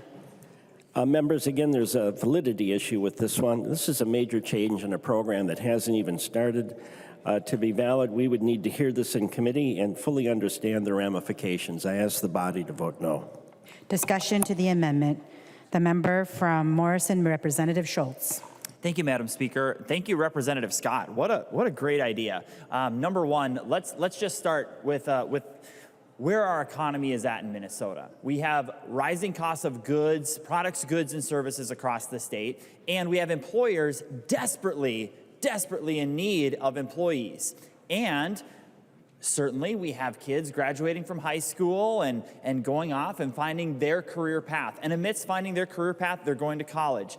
And we have a North Star Promise Act currently under law that will apply to students going to school beginning this fall for families who come from families whose household income is under $80,000 a year. They're going to get that college for free thanks to Minnesota taxpayers. And so to set that stage with Representative Scott's amendment, what this really says is when you receive our public dollars, we simply expect that if you choose to accept those dollars, then you need to plant your roots here. Then you need to take one of the great jobs that are available in our state and go to work and help contribute positively to our economy, to our community, whether you want to be a public school teacher, whether you want to be a union tradesman, whether you want to be a banker, whether you want to work as a nurse. We need a lot of nurses today. We have a nursing and healthcare workforce crisis in our state. And if we are going to place the dollars into the hands of these students, it is not only fair, it's prudent of us as the legislature, but moreover, as the taxpayers of Minnesota, to simply ask for folks to spend some time here in Minnesota, invest back here, build your family here. We're in desperate need of great people who want to work, who want to contribute to our society, who want to build their families here, who want to contribute to the culture in Minnesota. Representative Scott is exactly right with this amendment. We want to ensure that as we move forward, if the North Star Promise continues, that these dollars are used to support Minnesotans and to support people who want to contribute here. The result of not adopting an amendment like this one is that Minnesota taxpayers would be footing the bill, potentially, would foot the bill for people to go to college for free, graduate from college, and go get a job in a different place, a different community, somewhere outside of Minnesota. And there really would be no return on investment to the people of Minnesota. And instead, I believe it's over $100 million, maybe $200 million that's set up in this program, if I'm remembering correctly, in the North Star Promise Act. And when Minnesotans had their taxes raised by $10 billion last session, and as life has become more and more unaffordable for people in Minnesota, we have to ensure that the state is getting a return on our investment. And 3 years is not a big or heavy lift here. You know, like I mentioned, there are jobs galore in this state, good paying jobs. Good paying jobs are available across many different spheres. So expecting for potential students to spend their time in jobs here in Minnesota, hopefully building their families here, placing down roots, would be an exceedingly positive step for our state, considering that there would be students who receive these funds for free. I recognize the member from Chisago, Representative New Brindley. Thank you, Madam Speaker, and thank you, Representative Scott. This is actually pretty standard language. Like, we see this all over. When we think of companies that do tuition reimbursement, certainly this sort of a program, that's what you do. If you are footing the bill for someone to go to college, then there is typically a reciprocation for that. Even think of the GI Bill. You don't just get the money. We got soldiers in this very chamber who served their time and served our country, and in exchange for that, they had some education paid for. This is really common in nursing programs. There are step nursing programs. My late husband, he became an LPN and got a little bit better job, and his company helped pay for tuition. And then he became an associate degree RN and got a little bit better job, and his company helped with tuition reimbursement, and he became a bachelor degree RN, and then actually he went on and got his MBA. And for each of those positions, he actually got some tuition reimbursement, but he was also then obligated to work for those hospitals for a time in exchange for that tuition reimbursement. This is kind of a no-brainer. This is how these things work. This is exactly how these things work. And frankly, the fact that this program has not yet started is exactly why we should do it right now and not wait. Because now is the time that we can make sure we are starting with a level playing field for everyone. So this is exactly the right time to do it. It's clearly bipartisan, which I appreciate. And it just makes sense. This is how these things should indeed work. And in fact, I mean, with this particularly, there's not even a requirement for any specific company or whatever. It just says that you are going to be a participant in the economy in the state of Minnesota for 3 years. You are going to be a participant in the workforce in Minnesota for 3 years. You are going to give back to the state of Minnesota for 3 years. I don't know why we wouldn't do that. And the good news is, if they choose not to, that's okay too. If they decide, if these students decide that they could get a better job elsewhere, they just like the weather better elsewhere, whatever it may be, well, they can repay those funds. They don't have to do that, which is the same way it works when you get sort of a tuition reimbursement benefit from an employer. You actually you're not forced to stay with that employer. You're not compelled to. You can choose to leave. It just means that you have to repay that benefit that you received. So this is a total no-brainer of an amendment. There is no cost to it. But it does say that when the state of Minnesota is investing in our people, we want our people to invest in the state of Minnesota. We want our people to be participants in the economy in the state of Minnesota, in the workforce in the state of Minnesota. And if you choose not to, which you can, then you would repay those funds. No brainer. Easy vote yes. Further discussion. To the author of the amendment, Representative Scott. Thank you, Madam Speaker. Would Representative O'Driscoll yield to a question? Representative O'Driscoll will yield to a question. Representative Scott. Thank you, Madam Speaker. Representative O'Driscoll, just wondered before I give my closing remarks what your thoughts are on this. Thank you, Representative O'Driscoll. Thank you, Madam Speaker, and Representative Scott. You know, this is bigger than life itself today. Of all the amendments that we're talking about, this has the longest reaching tentacles in the state of Minnesota. Last session, this legislature approved money for a joint venture between CentraCare Hospitals and facilities in St. Cloud, Minnesota, and the University of Minnesota to do a teaching and training facility up in the St. Cloud area. And the genesis behind doing that was we wanted to try to keep medical students in the state of Minnesota, and not only in the state of Minnesota, but in greater Minnesota.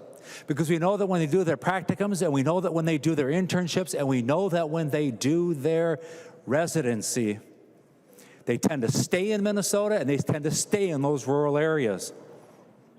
And what a great opportunity for us to be able to invest in our own, or those who want to, be in the medical profession, provide services for people that we continue to hear about day after day after day on the floor,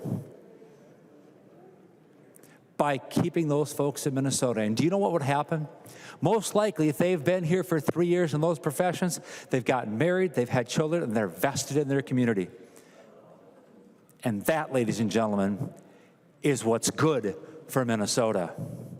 To pay for doctors and nurses and other medical professionals to go out of the state of Minnesota, to perhaps where taxes are cheaper in those states, to perhaps where the climate is nicer and more palatable in those states than it is in greater Minnesota and in the state of Minnesota.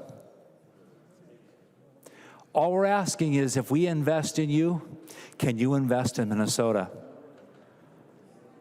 This facility happens to reside in Representative Wogemont's district, where his district line and my district line divide. I literally can stand on one of the CentraCare campuses and look across the highway and see this facility. This is a great amendment, Representative Scott. Not that the others weren't. This hits home in central Minnesota, where we are working hard to grow this facility, to get this up and running. And wouldn't it be great if we could keep those doctors and those nurses doing their residency, their practicums, and their internships right here in the state of Minnesota after they graduate?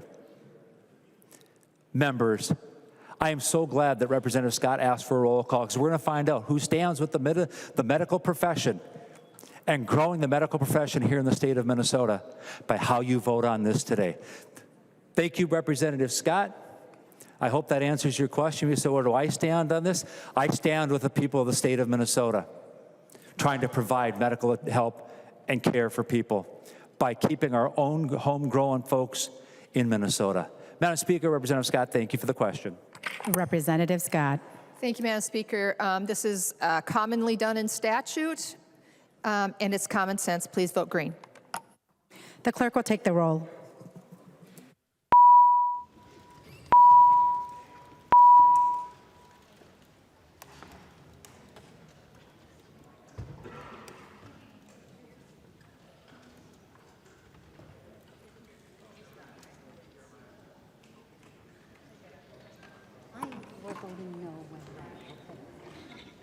Hang on. What did you say? The chief clerk will call the names of the members voting remotely. Becker Finn. Becker Finn, no. Becker Finn, no. Carroll. Carroll, no. Carroll, no. Keel. Keel, aye. Keel, aye. Keeler. Keeler, no. Keeler, no. Cagle. Cagle, no. Cagle, no. Ream. Ream, no. Ream, no. Tabke. Tabke, no. Tabke, no. Wogemont.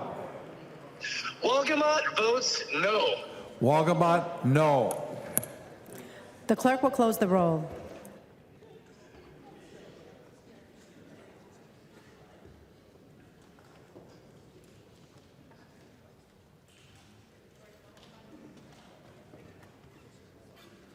There being 62 yeas and 68 nays, the motion does not prevail and the amendment is not adopted.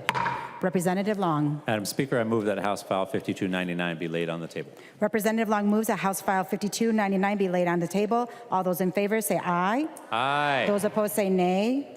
And the motion prevails and the motion is adopted.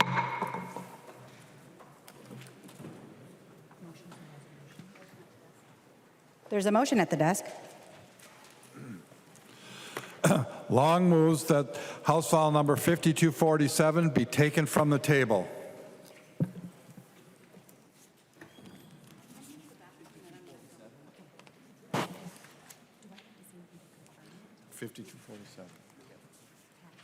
Yep.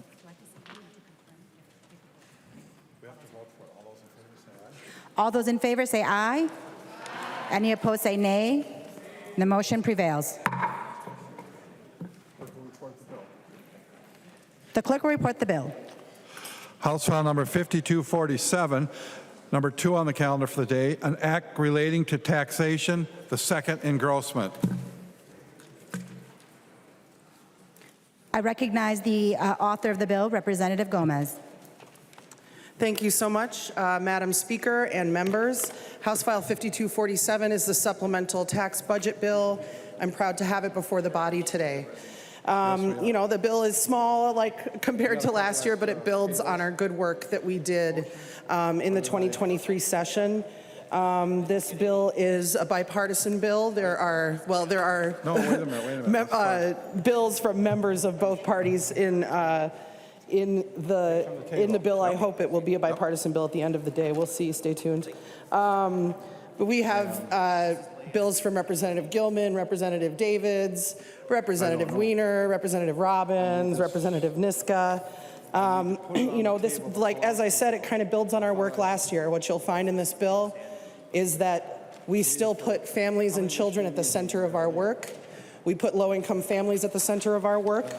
Some of the kind of highlights are that we implement safe harbor for the child tax credit and direct the department to do advanced periodic payments, as was done with the federal child tax credit that really provided a lot of relief to low-income families who are struggling with their bills.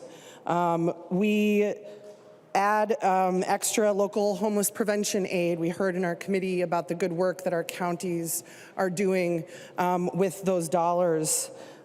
We implement a direct file program for Minnesotans, following on the work that's happening at the federal level with the IRS direct file, which there's been a bunch of stories about that effort in the last couple weeks, and 80% of people who are using it really like it. And so we are proud to be bringing forward an effort that aligns with the IRS direct file for Minnesotans. With that, I look forward to a good conversation about the bill. Thank you, Madam Speaker. There's an amendment at the desk. The clerk will report the amendment. Garofalo moves to amend House File Number 5247, the second engrossment. The amendment is coded DE1. I recognize the author of the amendment, the member from Dakota, Representative Garofalo. I do not see Representative Garofalo, so we will move on to the next amendment. There's an amendment at the desk. Quam moves to amend House File Number 5247, the second engrossment. The amendment is coded A16. I recognize the author of the amendment, the member from Olmsted, Representative Quam.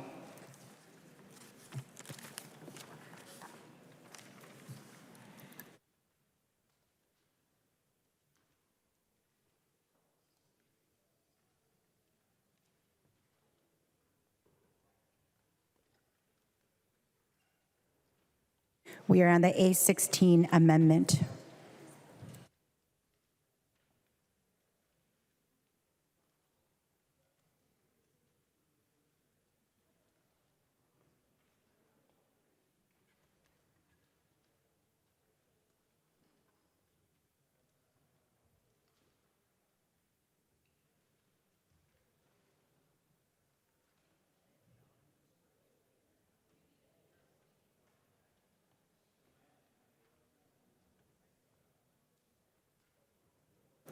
The member from Olmsted, Representative Quam, to the A16 amendment.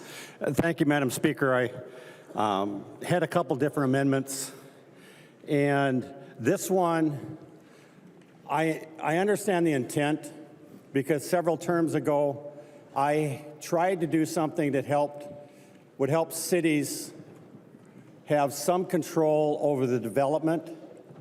A lot of cities have problems when a new company moves in and all of a sudden all the property values for all the businesses go up, and that causes some issues. My understanding of what currently is in the bill is to allow a little bit of flexibility to keep businesses there, so that if you've got someone that's been around generational in your city and they don't have the cash flow of that from the business to afford, huge increases in the property taxes, and frankly, you only get that money if you sell. You need to have some mechanism that would allow local governments to be able to keep some of that diverse economic activity, whether it's a daycare or other business there. but the section that I'm deleting, I don't think is ripe and ready for prime time.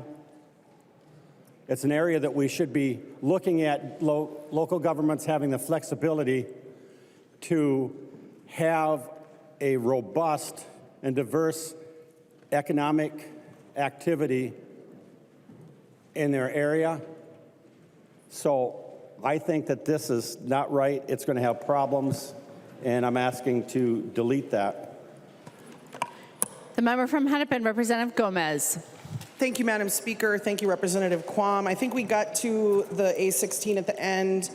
I believe the initial comments were actually on the A17, which imposes market value limits.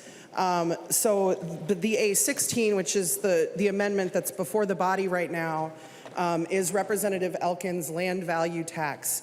It is a local option. There is no, we're not requiring anybody to, to assess the property in their community in a certain way, but this is an option that some communities have asked us for, and so we're just allowing them, the ability to assess land in a way that aligns with their goals for development. And so I would ask for a no vote on the A16. Thank you, Madam Speaker. The member from St. Louis, Representative Zalesnikar. Discussion. Representative Quam. Thank you. No, actually, the bill that I had several terms ago allowed the district or, a city to take a district and a certain portion of that area, they were allowed to pause a huge property tax increase to allow those businesses a better treatment because they didn't have the cash flow to do it. I see that the current section that's in there as being a similar approach of where you want to help certain businesses to be able to be viable in the location of the city. The local leaders want to help certain businesses have an advantage and save them from a hit on the taxes, is my interpretation. But I hope that we can meet and try and fix some of the holes in the current language. And so I'm going to pull my amendment. I just wanted to make sure that it's problematic what I was trying to delete. So maybe the Senate and the House and conference can fix it. Thank you. Representative Quam withdraws his amendment. There's an amendment at the desk. The clerk will report the amendment. Garofalo moves to amend House File Number 5247, the second engrossment. The amendment is coded DE1. The member from Dakota, Representative Garofalo, to your amendment. Thank you, Madam Speaker and members. And first of all, let me begin by saying that what is before you today is a very serious amendment.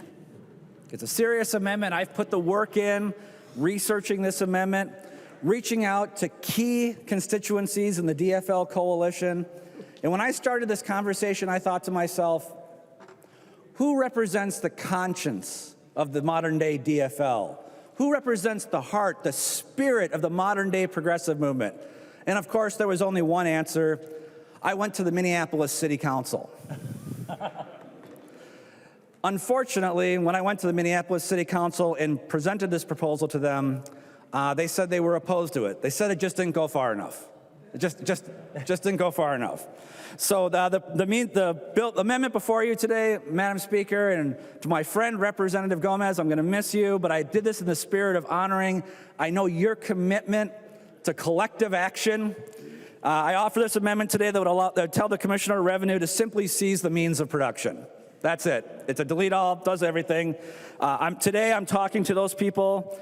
If you're the kind of person who likes to ignore the lessons of history and repeat the same mistakes of the past, this amendment is for you. If you're of the philosophy that you don't care about things like facts, logic, reality, this amendment is for you. And finally, I would say that if you lack a basic rudimentary understanding of mathematics, this amendment is for you.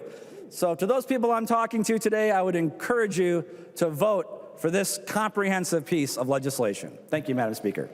The member from Hennepin, Representative Gomez. Thank you, Madam Speaker. Thank you, Representative Garofalo. It was not lost on either me or the Minneapolis City Council that, instead of having the proletariat seize the means of production, you put it on a bureaucrat in this case. So noted.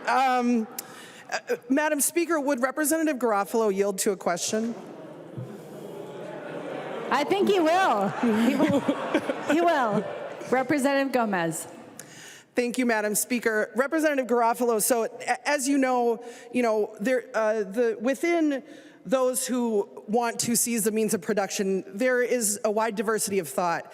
And there are, in fact, deep ideological schisms within that group. And so just, as I'm trying to formulate how to recommend that my caucus vote on the DE1, just a little bit more information that would help me to develop that recommendation.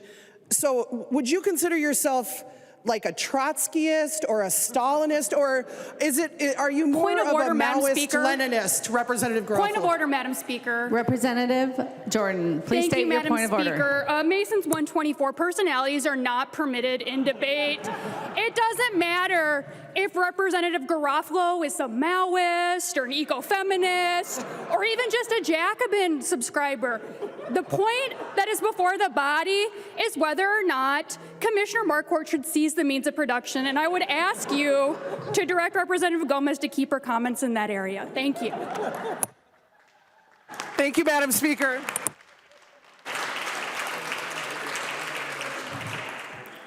Representative Garofalo, did you want to answer the question? Well, Madam Speaker and Representative Gomez, thank you for the question. You did limit my options. I think that I would define myself as a pre-Trump Republican.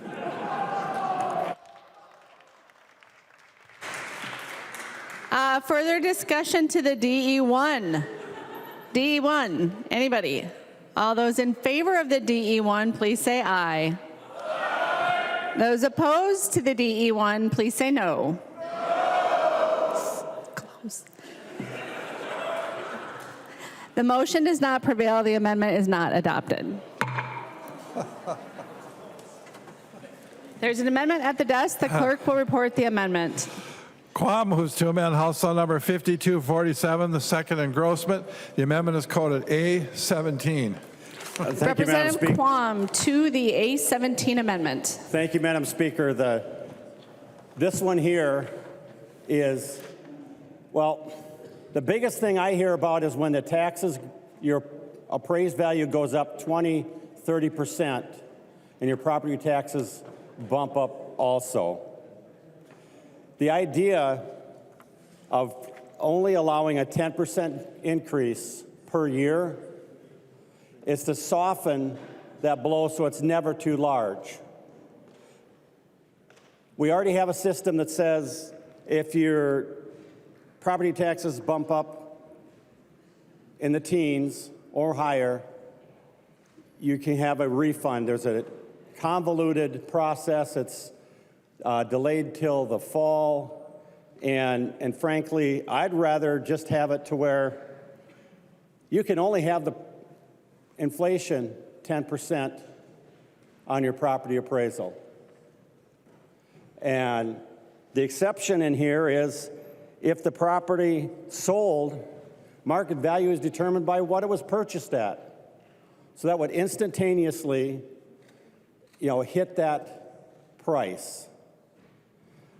We would, hopefully, with this, be able to get rid of that other half of all the people that are working to support the process that's convoluted to get the refund if it's an increase above a certain percent. A lot of people are confused on that issue. So let's just get rid of it. Plain and simple, say, year to year, you can only increase the assessed value at 10%. Because frankly, a lot of times, the only time that you really see that value is if you sell. Farmers are rich if they sell their land. But they see their valuations popping up because somebody put in some housing or did something else in the area. The simplest thing to do is don't surprise people with a 20, 30% increase in their appraisal, cap it at 10%. Thank you. Discussion, Representative Gomez. Thank you, Madam Speaker, and thank you, Representative Quam. We have a good time together on the property tax division, and we agree on a lot of things. And so the intent and sentiment of this, of the A17, is really about how it is that we have a fair property tax system.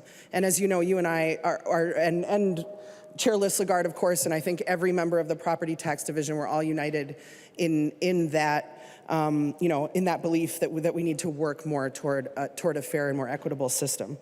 And also, I really appreciate the thought that you bring to taxes, and this is a unique. It's a Quam bill. It's a unique bill. It's a well thought out bill, and one that's sort of novel.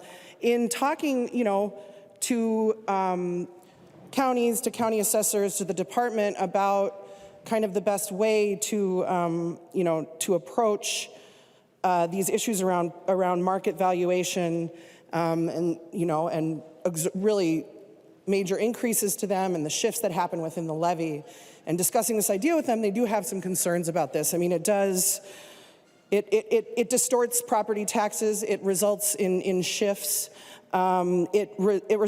This could result in significant shifts onto, you talk about the rate of growth, onto other types of property that don't experience that same rate of growth. And some of the most stable, valuations are in the homestead sector. And so this is my concern with this, is that in trying to cap valuations that are likely to rise more quickly, we would be, and I'm sure unintentionally, shifting that levy and those property taxes on to other ratepayers, most notably homesteads. And as we know, that's where a lot of people live. It's in homes that they own and they homestead.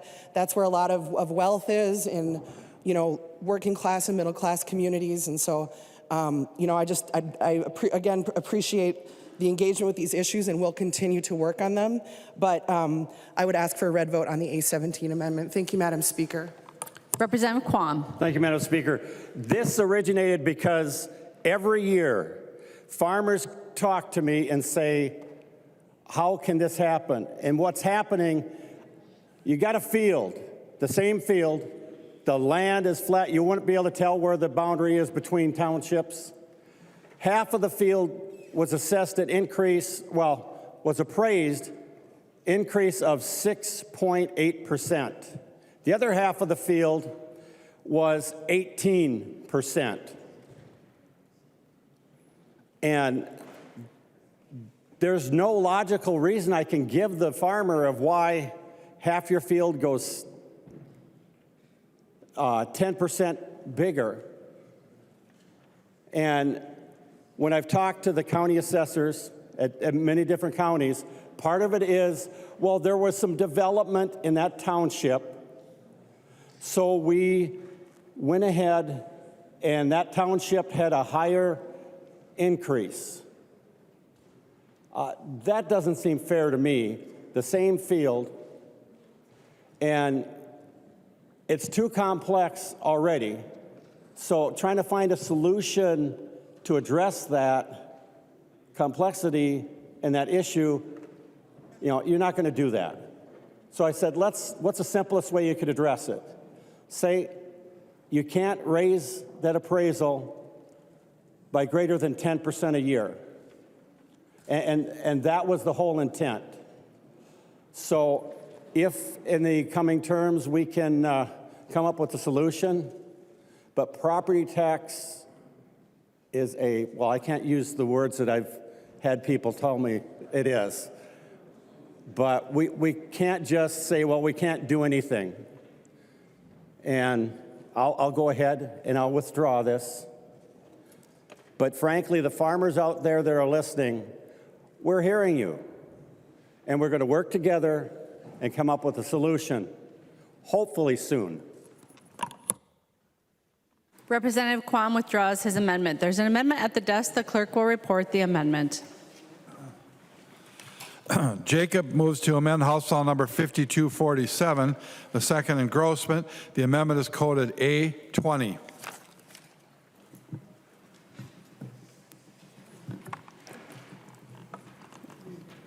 The member from Winona, Representative Jacob. Thank you, Madam Speaker. So what my amendment seeks to do is to give a $5 per acre tax credit to any farmer that becomes Ag Water Quality Certified or is already Ag Water Quality Certified in the 8-county area where there's been a petition from the EPA or to the EPA with respect to high nitrates in the water in the area. So we have spent a great deal of time, both locally, prior to me being elected here, at the state legislature, many years, 10 years looking at this issue, now here at the state level. And we've already, here through legislation, we've dealt with kind of some of the problems that are out there with the high nitrates in the drinking water through delivering bottled water, reverse osmosis, or dealing with substandard wells, things of that nature.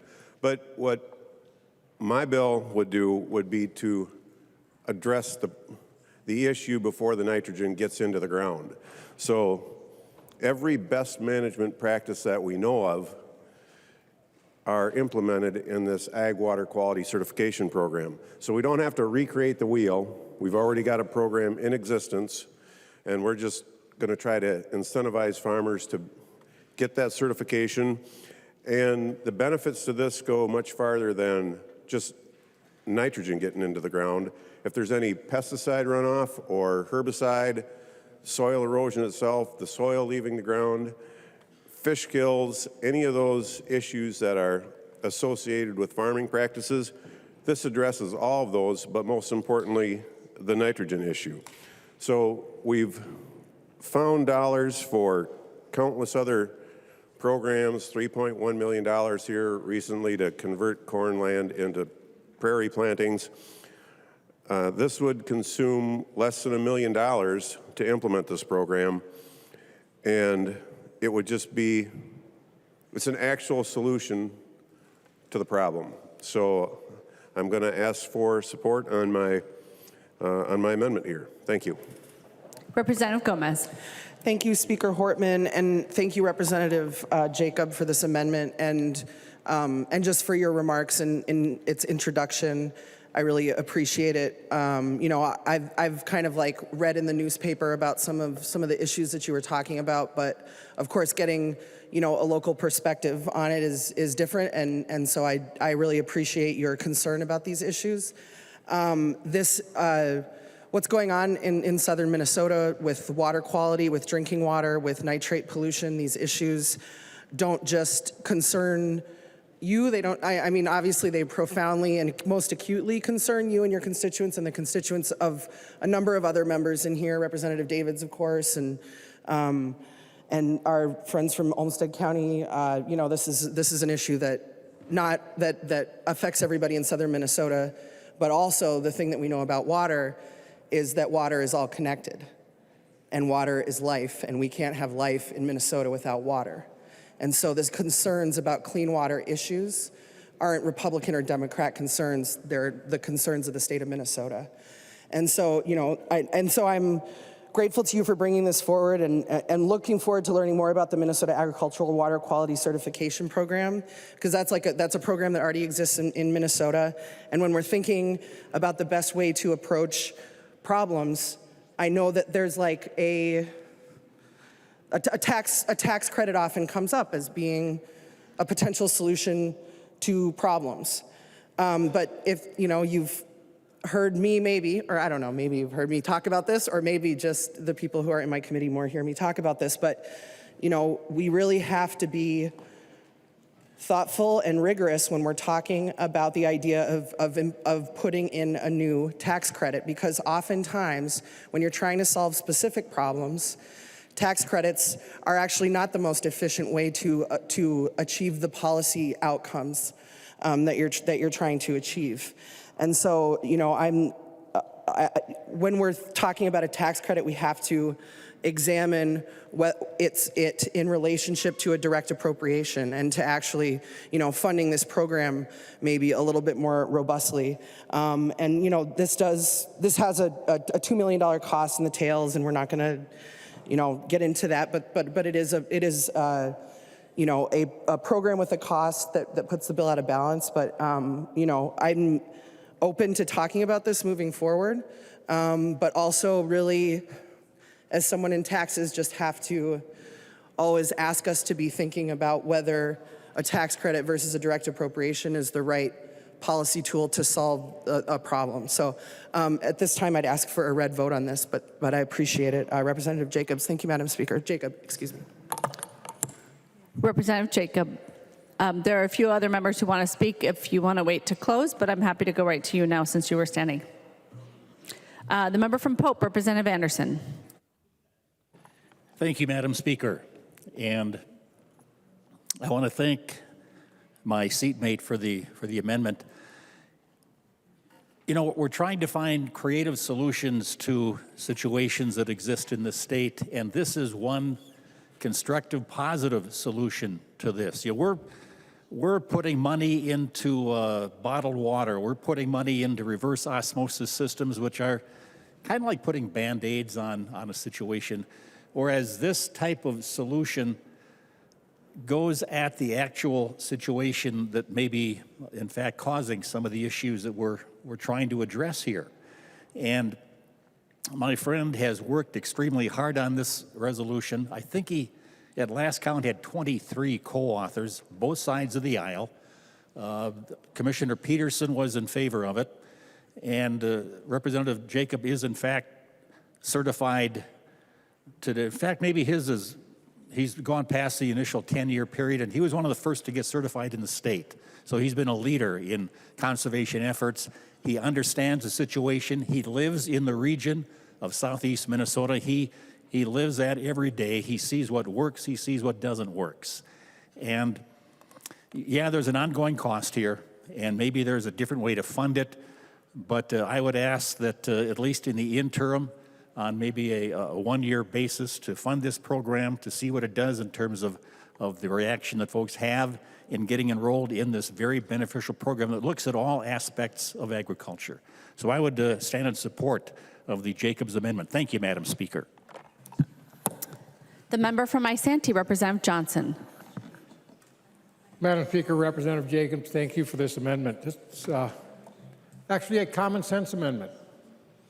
Over the years, we've had a habit of, instead of incentivizing people to do something,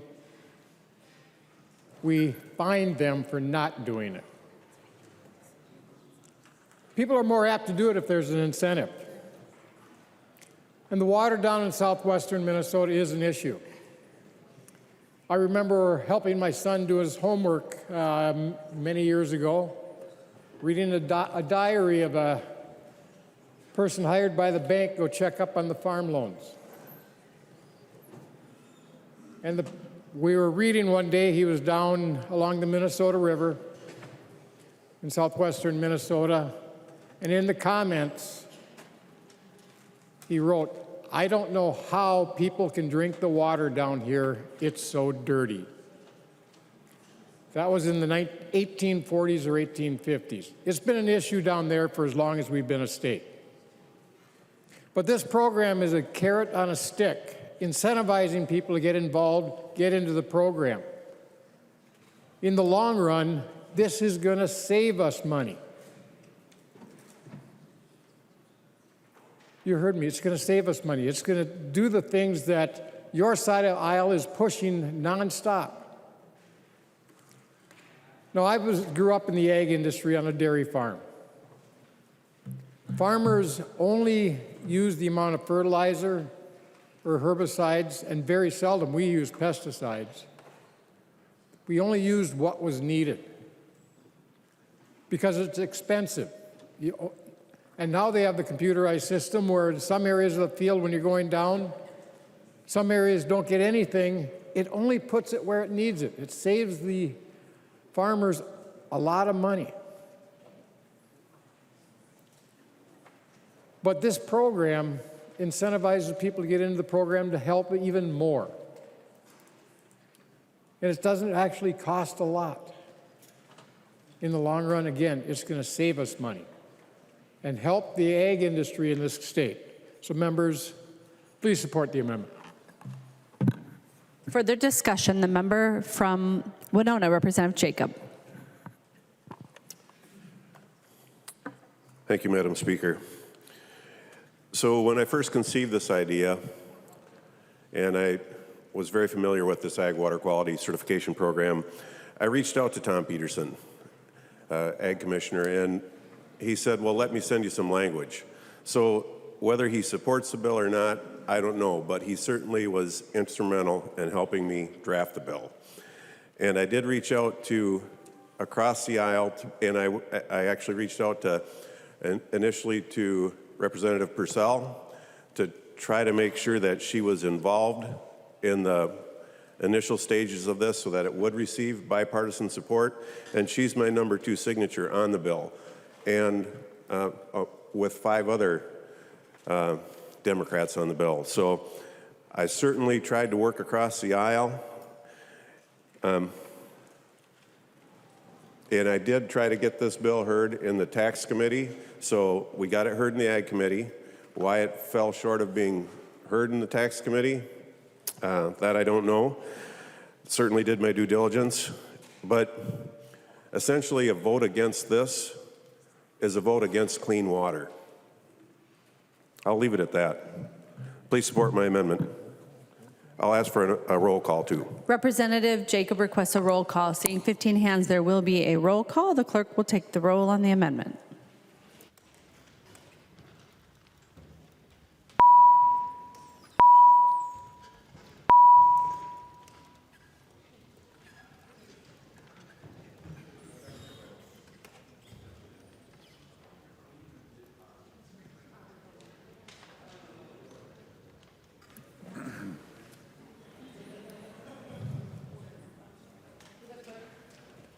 Will the clerk please call the names of the members voting remotely? Carroll. Carroll, no. Carroll, no. Keel. Keel, aye. Keel, aye. Keeler. No. Keeler, no. Cagle. Cagle, no. Cagle, no. Ream. Ream, no. Ream, no. Tabke. Tabke, no. Tabke, no. Wolgamott. Wolgamott votes no. Wolgamott, no. The clerk will close the roll.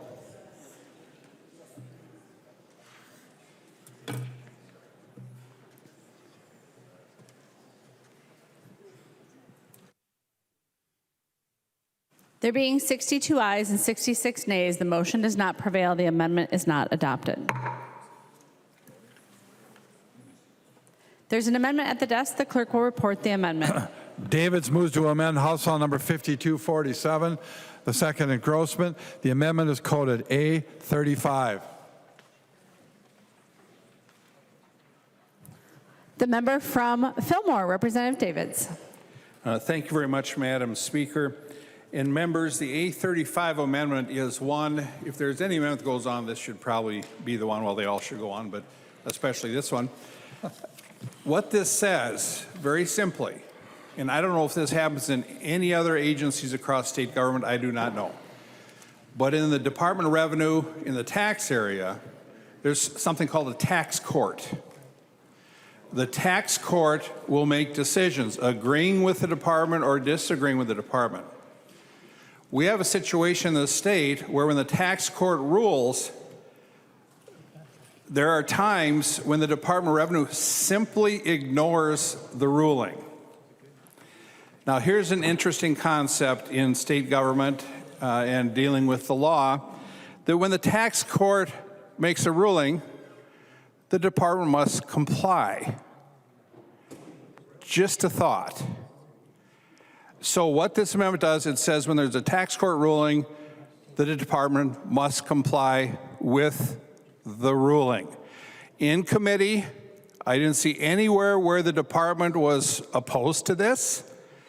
In fact, I think it would take a lot of pressure off the department because they sit out there and there's a tax court ruling and businesses look and say, okay, what was the ruling? This is what we have to do. But no, just a second. That business can get in a lot of trouble because the Minnesota Department of Revenue is not complying with the tax court ruling. So members, this simply says if there's a tax court ruling, just a novel concept, the department must comply. I'd appreciate a green vote. Madam Speaker, I'd ask for a roll call. Representative Davids requests a roll call. Seeing 15 hands, there will be a roll call. Representative Gomez. Thank you very much, Madam Speaker. Thank you, Lead Davids, for this amendment and for all your work and partnership on the committee. So as you can hear, that was such a common sense argument that you just made. And the first time I heard this, I was like, oh my God, of course you would do this. Of course you would make the rulings of the tax court binding. But I got to admit, I never had heard of the tax court till I got into tax committee, right? And I don't know if most Minnesotans, maybe those more with Representative Davids' background than mine do know about the tax court. But it sounded very common sense to me, and then I started kind of learning more about it, and then I started thinking about it, and then I started having second thoughts. And you know, this is just the way that I've been. Some of the questions that I have are just about, you know, tax court. It's 3 people. They're appointed by the governor. I don't know, does anybody in here know anybody who's on the tax court? And they get to make rulings based, you know, of interpretations of the work that we do.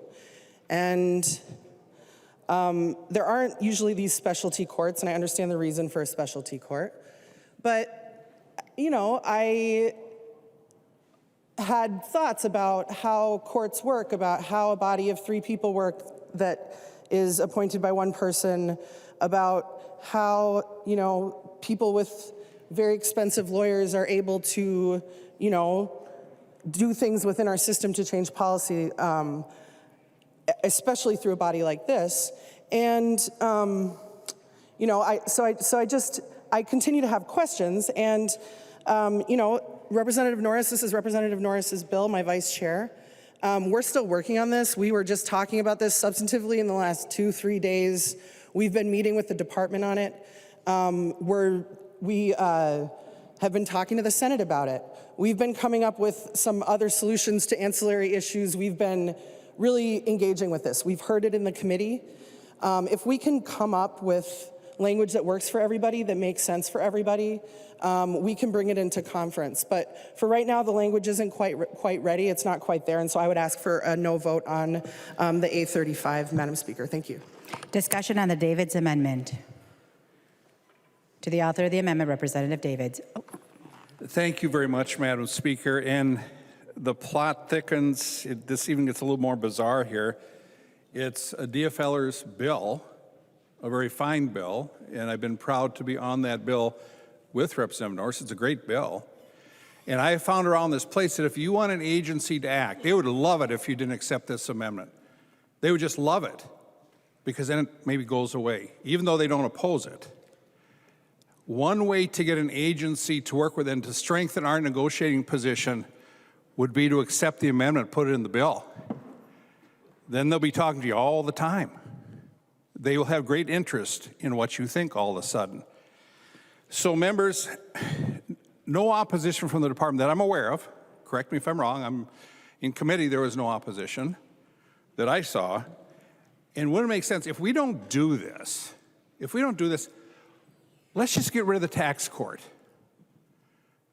That'd be my next proposal. If we don't do this, which makes sense, then just get rid of the tax court. Now, I really don't want to get rid of the tax court because they make some good decisions. It really holds the department accountable. But if we want to negotiate with the department, accept this amendment, put it in there. Then you got something to talk about. Otherwise, they might just forget. Members, please vote green.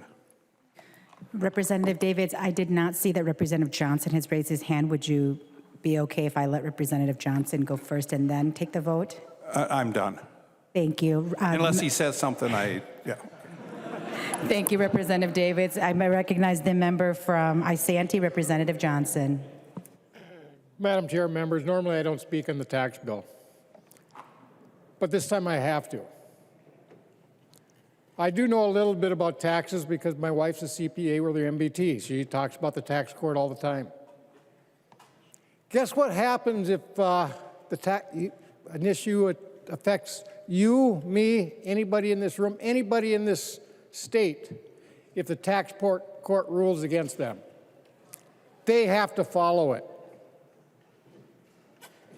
Now, it's interesting, when our department loses in tax court, they can just ignore it. What would happen to you if you ignored it?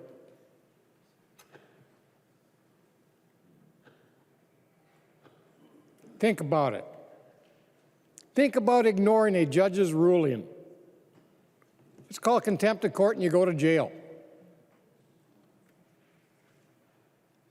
If our tax commissioner isn't following the rules that this body puts in place, we have no business being here. We might as well shut the doors now and go home. Vote yes on this amendment. There being no further discussion, the clerk will take the roll.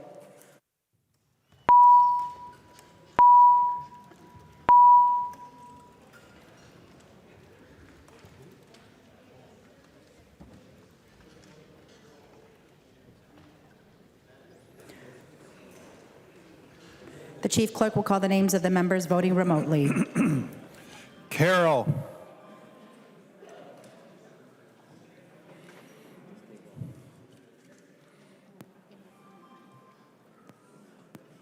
Carroll, no. Carroll, no. Keel. Keel, aye. Keel, aye. Keeler. Keeler, no. Keeler, no. Cagle. Cagle, no. Cagle, no. Ream.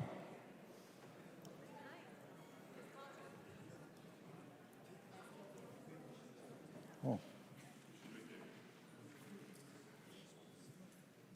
Just say it. Ream, aye. Tabke. Chasky, no. Tabke, no. Wogamont. Wogamont votes no.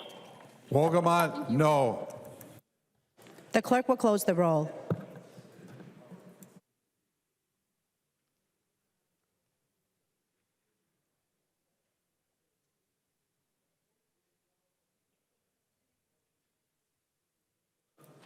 There being 62 yeas and 66 nays, the motion does not prevail and the amendment is not adopted.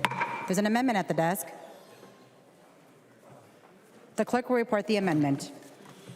Kosnick moves to amend House Law Number 5247, the second engrossment. The amendment is coded A21. I recognize the author of the amendment, the member from Dakota, Representative Kosnick. Thank you, Madam Speaker. Members, within this tax bill, there is a local sales tax.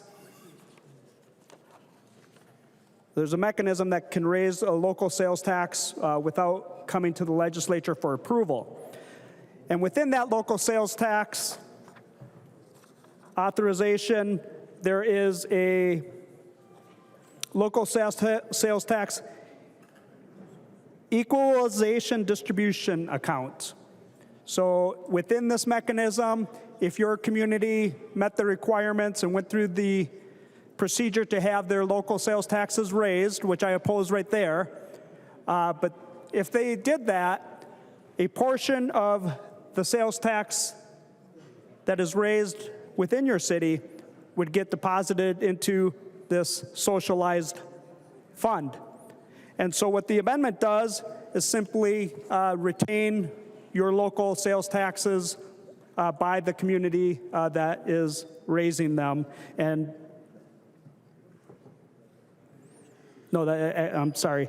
The money would instead be deposited into the general fund. I'm sorry.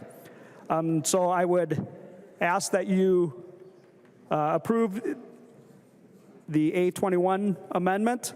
The counties and cities that pass a new local sales tax or modify an existing local sales tax would be contributing 15 to 20% of that to the equalization distribution account, and this would take that out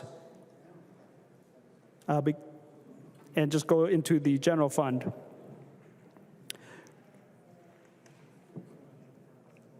The aid that is taken out is then unrestricted, and the redistribution of wealth, as the bill is written, will make the cost of these projects actually more expensive if there's a particular project that the city is trying to use the sales tax for. So I appreciate your support for the A21. I recognize the member from Hennepin, Representative Gomez. Thank you, Madam Speaker and Representative Koznick. So the whole idea with this, and you guys have heard me talk about this a couple times on this floor, I know, is really about the differing sales or the differing tax bases that exist in communities across the state. And, you know, it's some places have a lot of very valuable property in them, like the community I'm from, for example. Other places don't have all of that valuable commercial property, you know, fancy houses around the lakes in Representative Long's district and other places. You know, a lot of communities don't have that kind of wealth. And so we have mechanisms in our tax code to make up for that. And I'm looking at my GOP colleagues because honestly, you know, most of this cuts interestingly politically. Because if you look at a lot of communities that are represented by Democrats, a lot of us do have robust sales tax bases. A lot of us can put, you know, a sales tax on. Nathan Coulter, Representative Coulter, of course, represents the Mall of America. Well, what's the impact of him being able to put on a 0.5 cent sales tax in his community and the revenue that that will raise per person versus if one of you did it? It's just a completely different scale of money we're talking about. And so, so what this aims to do is to address that. Representative Grossel's not here right now, but one of my, oh no, there he is. I thought you were in the row behind. Black Duck, Minnesota, that's your, no? Oh, Representative Bliss, my apologies. I don't know if it changed okay, so. It was right when we were talking about the Black Duck local sales tax, it was represented by Representative Grossel. So when we were examining sales taxes that year, and they're kind of running together right now, I'm a little tired, but a couple years back, the community of Black Duck was asking for a local sales tax. And I just remember, you know, there were a few things that they were aiming to fix. The one that I remember, because it's unique, was a campground that was owned by the city. And you know, some of the questions that I started asking when people were bringing these local sales taxes was, what's the adjusted net tax capacity in that community per capita? How much property wealth does this community have? And how much of the max of their kind of like healthy levy are they using up? And what I remember was that Black Duck, Minnesota had a very low adjusted net tax capacity per capita number. It was not a place that had, you know, a big property tax base to go to. And so that was why, and when you looked at how much they were levying, they were at 98 or 99% of the maximum levy, kind of, that's healthy for the amount of property tax base that they had. And so, you know, as I'm thinking about this, I'm like, this community really has genuine problems meeting the basic needs there and keeping this public asset in good shape, this campground and the other items. And so, you know, you could see, okay, they wanted to do a local sales tax in order to make up for that. But the situation in Black Duck with respect to property tax base, which is the main tool that local governments have to meet the needs of their constituents, is a problem that certain districts and certain communities and certain counties and cities have with respect to sales tax base. Some got it and some don't. Some, Representative Coulter's got it. Other districts don't have the Mall of America, IKEA, all of the retail operations there. And so it's that, inequality in sales tax base and resultant inequality in a local government's ability to meet the needs of their citizens that this equalization fund is designed to address. And so, as I said, I would ask my members to vote red on the Cosnick A21, but they're voting against their material needs if they vote this down. They're voting, I'm not going to say we're voting against our constituents, but we're really voting for equality across the state. And what that means in this case is that we're voting to help out communities that you all represent. And so I would just ask everybody to vote red on the A21. Thank you. Discussion to the amendment. To the author of the amendment, Representative Cosnick. Thank you, Madam Speaker. The government that is big enough to give you everything that you want and need is the government that's big enough to take it all away. What this amendment sounds good, then maybe your community say, hey, I can get a little bit extra revenue from somewhere else, is growing government, growing bureaucracy. We just had a $20 billion surplus with very little permanent tax relief. That's where we should be spending the revenues that we have now. What this scheme does, gives you a little bit, a couple nickels here, a couple nickels there, based off other people's growth in government. The current system we have is not necessarily broken, where if your community wants to raise their local sales tax to help meet some want that they have, there's a system in place to do that. If you want to grow more government more quickly, more easily, you might like this provision in the tax bill. But take a look at section 6 on page 101 and all the little requirements. So you think, hey, I'm going to get some money out of Bloomington. I'm going to get a little money for my community out of Minneapolis or St. Paul or some of the other bigger, St. Cloud, raise their tax, and we're going to redistribute some of that money, or any of the other regional centers that may have a little bit higher commercial value. But take a look at the requirements. And the big government is going to go through and then decide how it's going to get equalized. And it's not going to be as equitable as you think it is. Better off using the system that we have now. You're already empowered to represent your community. If you need some additional support, we have the bonding process. We'll talk about that in a couple days. You can still ask for a local option sales tax, but if you like socializing taxes, it hasn't worked very well anywhere in the world, then you might like this amendment. Representative Garofalo had kind of a cheeky amendment to talk about the basic philosophies here. We're a blessed state in Minnesota with a revenue stream that is somewhat consistent to meet the needs. And we continue to do more and grow government more and more and more. Created a $20 billion surplus, and we had very little permanent tax relief. That's what we should be focusing on instead of driving new schemes to raise taxes, redistribute taxes. And later on third reading, we'll talk about how much it'll cost. Well, I'll just tell you right now. Just to redistribute all this in this program, in this scheme, It's going to be about $4 or $5 million just to administer it. There's a cost to growing government. There is no free money. There is no free lunch. And when you think there's free lunch, we underestimated how free that was by about $80 million, but that's a whole nother freebie socialized deal that we messed up on. So if you want to grow government, spend $4 or $5 million just to redistribute everything. You might like this, but I'm telling you that this is not necessary. We've grown government plenty. We wasted $20 billion in a surplus, grew government, and had to raise taxes.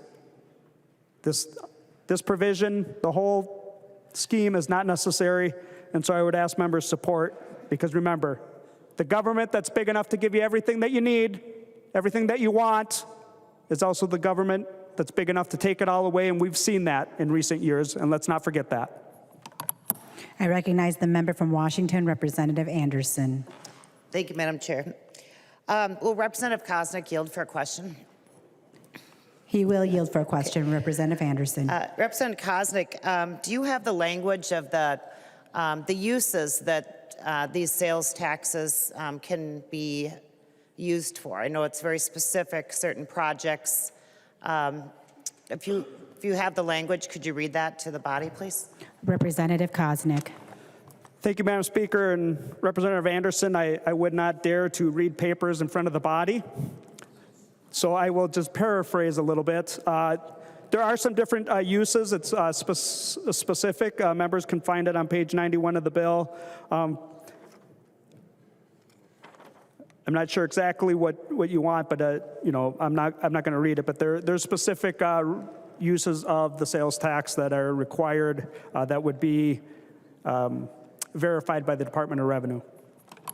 Representative Anderson. Thank you. Representative Koznick, they're generally specific to projects, certain types of projects, not general revenue used for general operations. Is that correct? Representative Anderson, are you asking Representative Koznick to yield? I am. Thank you. He will yield. Representative Koznick. Representative Anderson, generally things like a convention, the original sales tax, if you're asking, not the socialized redistribution part. The original sales tax, if a city or a local unit of government, a county, a convention center, correctional facility, district court, law enforcement center, library, and I think that's it. Representative Anderson. Thank you, Madam Chair and Representative Koznick. So if we think this through, there are local option sales taxes under this provision in the bill. It could be added without coming to the legislature, of course, with approval of the voters still. But this is essentially to pay for the bonds of a very specific single project within a district. This is not for general operating expenses of a city. So it's very specifically to pay the bonds. Like as an example, the bonds on the palace across the street. There's a specific dollars that are meant to pay those bonds. So this local sales tax is very specific to pay the bonds.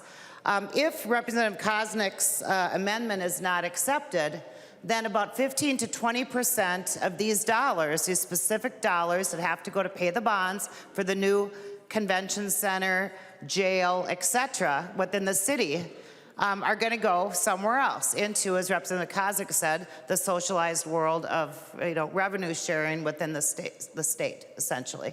When that means that in order to pay those bonds, the city is going to have to get 15 to 20% higher revenue because they're going to be losing 20% of their revenue. So this provision would essentially save taxpayers across the state of Minnesota 15 to 20% of a local option sales tax that is done under this provision. So I thank you for your amendment, and I would encourage a green vote also on the amendment. And we do have a roll call, correct? So I request a roll call if one hasn't been asked. A roll call has been requested. Thank you. Seeing 15 hands, there will be a roll call. Recognize the member from Sherburne, Representative Novotny. Thank you, Speaker. Would the author of this amendment yield for a question? He will yield. Representative Novotny. Thank you. When you were describing the bill and you were talking about how taxes are collected and how the state has to make up taxes, it reminds me of a question that occurred to me when I was in Ways and Means this morning. And I wasn't the one that asked the question, but the question was asked to the author of that bill: how are we going to make up for the lost revenue or the added expense when we have the medical one-source bill coming up? And he didn't answer it. So, Representative Koznick, it sounds like you might know the answer. When we have much higher expenses than we're anticipating for this medical program, where will that money come from? Representative Koznick. Thank you, Representative Novotny. If a project is short on money, whether it's through this local sales tax equalization method or others, if you're short revenues and the project is more expensive, we don't have really an Uncle Sam. We raise taxes on everybody else. Currently, we raise taxes. If you want more government, this provision in here that we're adjusting, we're going to slow down the growth of government. This provision accelerates it completely by removing the legislative process. And so hopefully, if we do our job here, we're protecting the taxpayers and making sure that any local sales tax request is well vetted, as opposed to fast tracking it and putting it on steroids. This could be called socialism on steroids, and I ask for your support in the A21 amendment. Representative Novotny. Thank you, Speaker, and thank you, Representative Koznick, for answering me that question. I mean, I've only been in Ways and Means for this first session, and I was under the impression that if we have, a program that gets much more expensive than originally predicted, like our palace for politicians is going to be out there, that taxes are going to have to be raised. And thank you for answering that question. There is no money tree. Thank you. Thank you. I recognize the member from Hennepin, Representative Nadeau. Thank you, Madam Speaker. Members, this is a goofy provision. Redistributing, just think about the inequity of this. A 1% sales tax in Hennepin County is massive. A 1% sales tax in Cottonwood County is minuscule. This is about the most inequitable thing I've ever seen in my life. Over-collecting from existing areas and then redistributing based on tax capacity in other areas that has nothing to do with need, only whether or not someone in a competing county or city has decided to adopt this same goofy proposal is absurd. It's absolutely absurd. It has nothing to do with need. It's the most regressive thing that we can do to our population is increase, increase sales taxes. And we're going to have a bill coming up soon where I'm going to have to make this decision to try to save a hospital.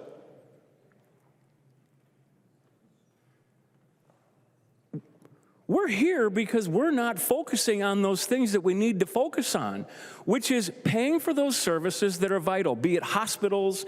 And if a region wants to build a convention center, great.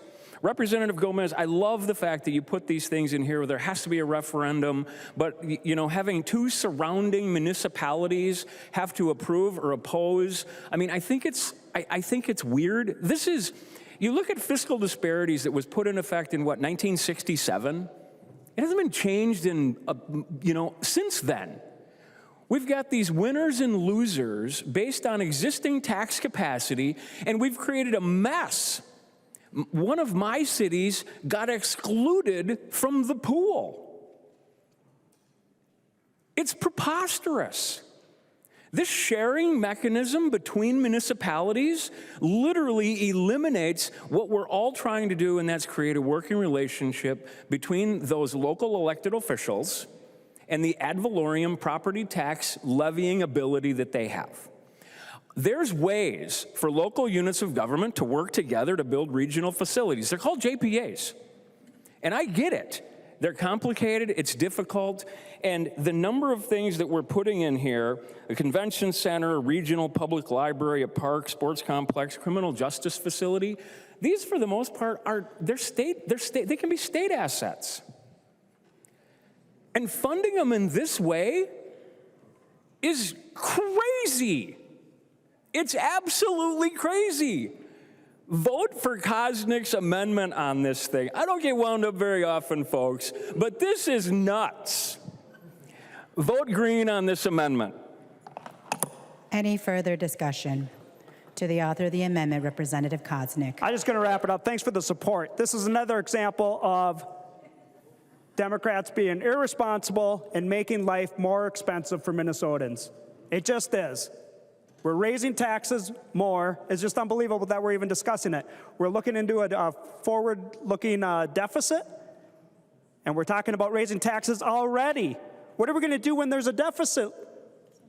That for sure the taxes are going up if the Democrats are still in control. This is an irresponsible portion of the tax bill, and it's going to make life more expensive for Minnesotans. Please vote no. Or excuse me, vote yes for the amendment, no on the final tax bill. The clerk will take the roll.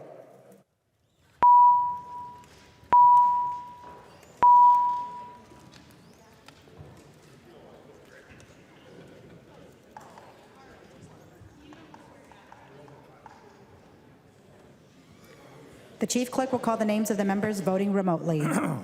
Carroll. Go ahead. This is hurting. No, go ahead. But I'll go no. Carol, no. Carroll, no. Keel. Keel, aye. Keel, aye. Keeler. Keeler, no. Keeler, no. Cagle. Hagel, no. Cagle, no. Tabke. Your turn, Ren. Tadke, no. Can you say it again? Tadke, no.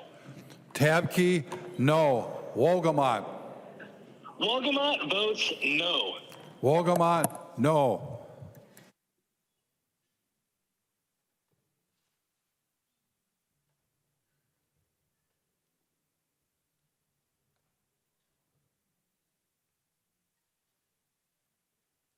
The clerk will close the roll.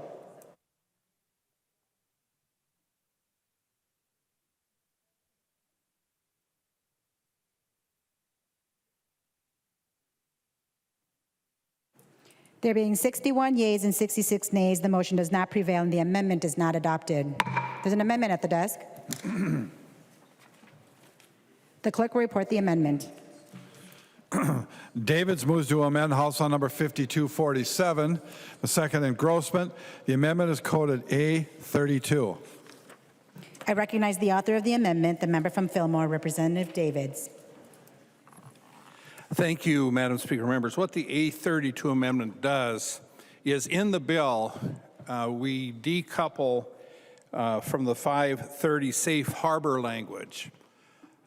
This language has been used for many, many years where if a business makes a mistake, an honest mistake on classifying workers, if they have met several qualifications, I'll go over those in a little bit, they would not have to go and pay back wages or taxes or things like that. So I'm the first one to say, if there's a business or a company out there messing things up, nail them. I have no problem with that.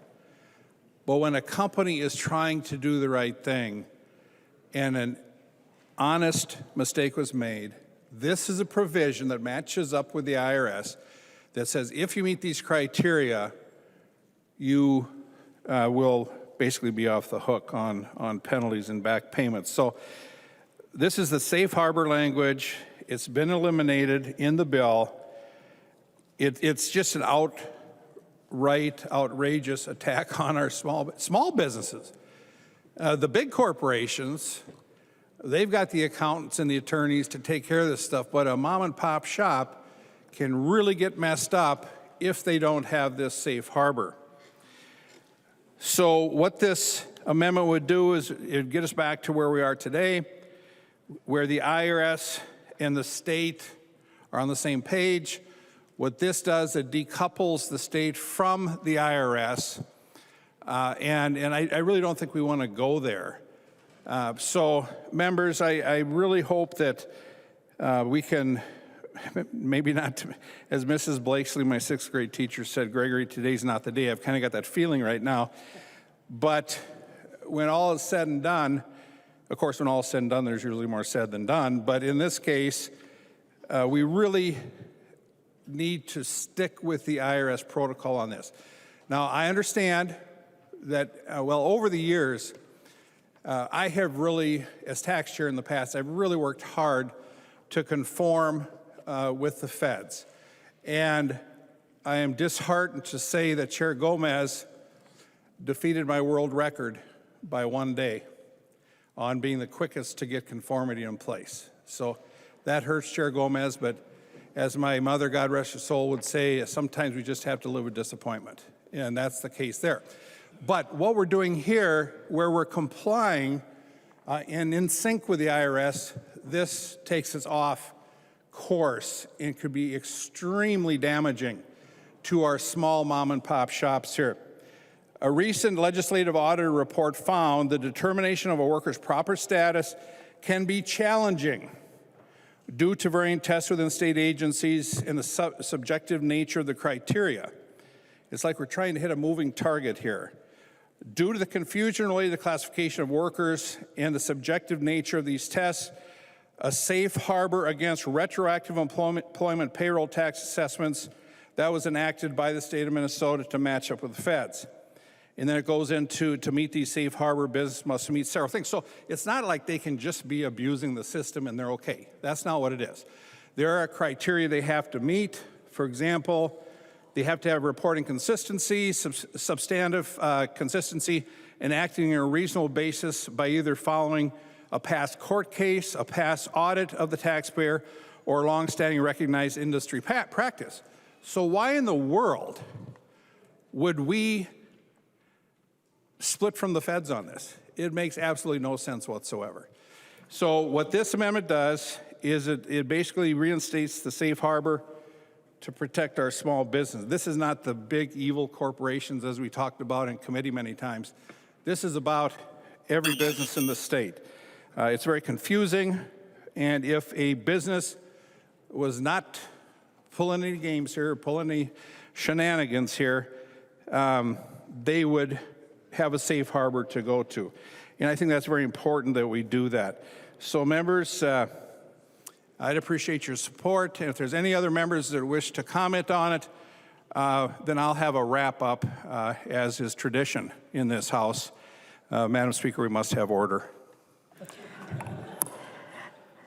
I recognize the member from Hennepin, Representative Gomez. Thank you, Madam Speaker. Thank you, Representative Davids. So, Section 530 of the Internal Revenue Code, you can call it something nice like a safe harbor, but what it does is it says that if a business misclassifies a worker, which just as a reminder, when an employer misclassifies a worker, it takes costs off of that employer and it puts it onto the individual worker and it puts it onto all of us, onto the taxpayers, onto the public. And that's why, it's part of the reason that, mass misclassification of workers is increasingly a concern in our economy, both for the impact it has on workers, but also the impact that it has on public budgets and on, the burden on every taxpayer in Minnesota and in the U.S. What Section 530 of the Internal Revenue Code says is that when this misclassification happens, if everybody else is doing it, even if it's illegal, then it's okay. And, you're right, we do, we do selective conformity. I'll tell you that my experience of, passing what has been called the fastest conformity bill ever in Minnesota history, it was a lot of work. It was a lot of work, and we did it so early, and I remember my best friend got married in San Antonio, and I drove her dad and my kid and friends down there because the Southwest Airlines thing blew up, and we're there for New Year's, and it's New Year's Eve and it's New Year's Day, and I was on the phone with these guys back here, like, for days and days and days, right, putting together this conformity bill. And the reason that we spent all that time over, our break when I'm sure they were with their families too, was because we put thought into the parts of the Internal Revenue Code that we do and do not conform with. We put work into that. We put time into it. And that's, being a selective conformity state, that is an opportunity for us to be really thoughtful and not just take every single thing that the federal government does and say that's right for Minnesota. We get to actually think about it, have a process about it, and decide, is this or is this not the right thing for our people, for our system that we're in charge of.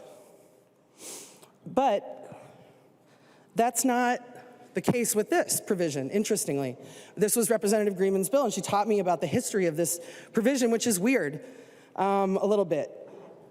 I mean, first of all, this was supposed to be a one-year temporary safe haven. It was passed in 1979, and kind of through one of those, it was related to other changes that were happening in federal tax code, and they're like, okay, we're gonna do this, just for now to ease this transition due to this other policy change.